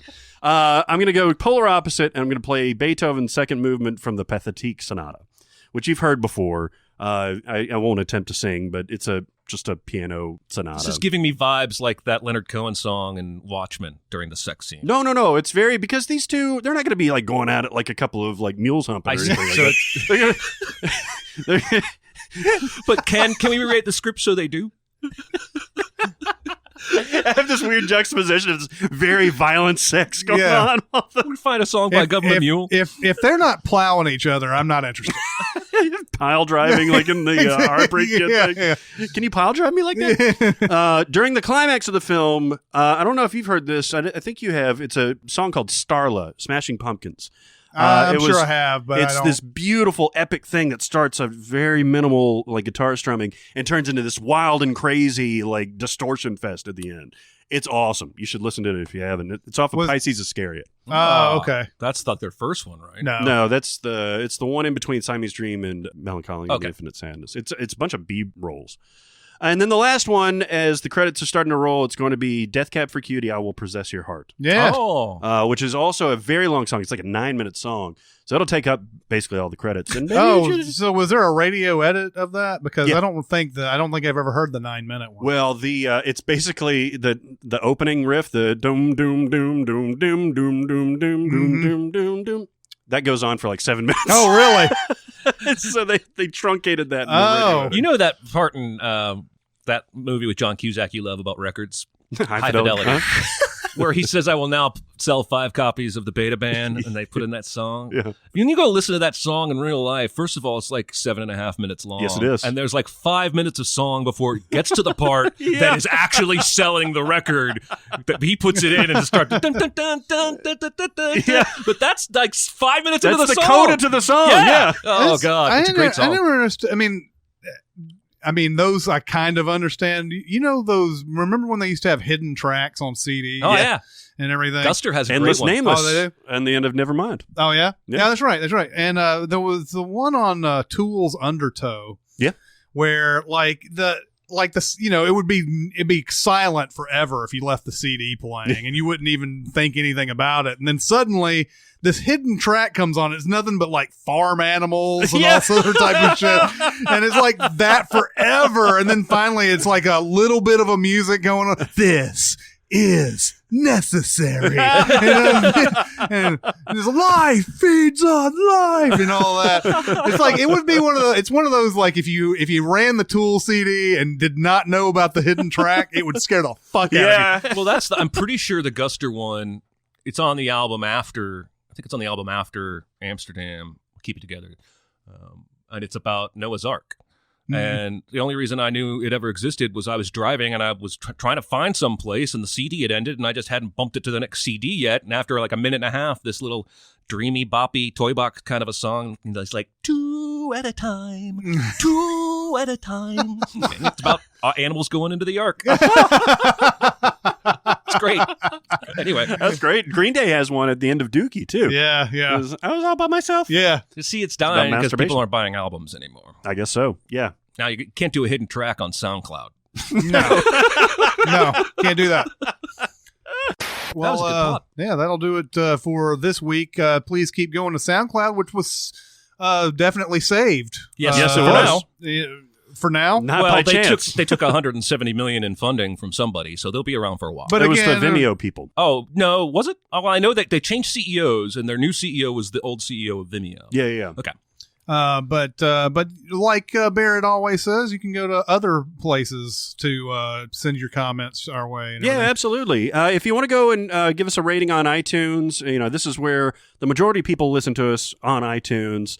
If you want to drop a nice note there, we're looking at them. But by and large, we'll read the SoundCloud comments. And if you want to email, let us know where you're from. We've gotten a lot of stuff. We got our first African email. Yeah. And then we got another one. And then we got another one like 2 days later.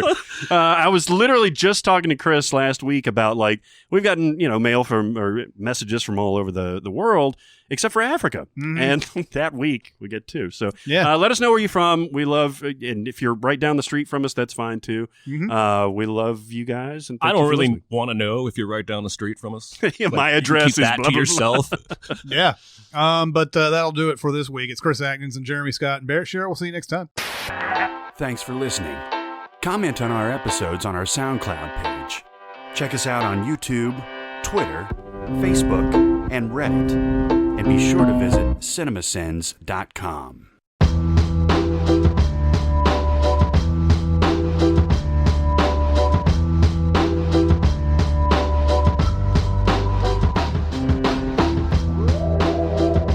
I can make this shot.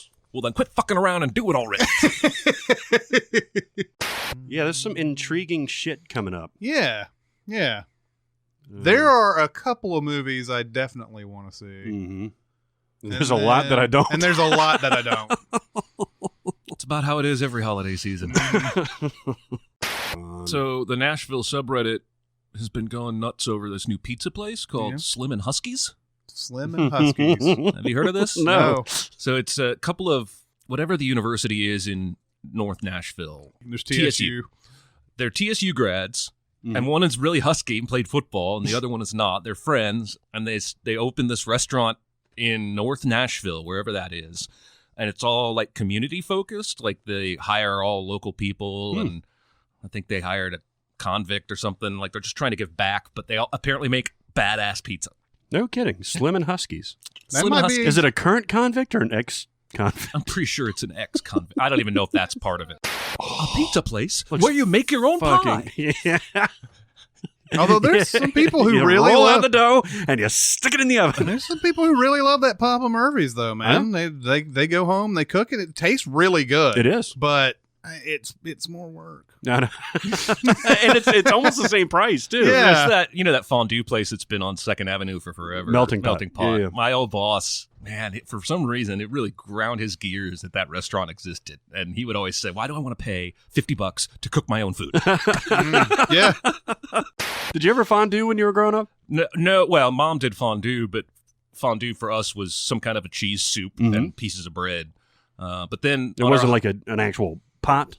It was, but it wasn't like fondue is not always just cheese. Like right. My wife and I did one on our honeymoon.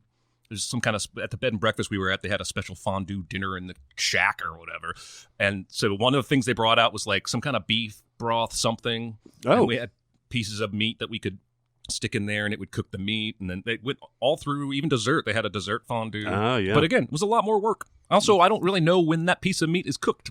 Oh, you don't have like instructions? Don't they have like keep it in here for 30 seconds or whatever? I'm sure there was something like that. But also you don't want to be like timing your watch. And right. You don't want to be like, this is fun. My next bite is coming up in a minute and a half. I want a man who's got the guts not to fight back.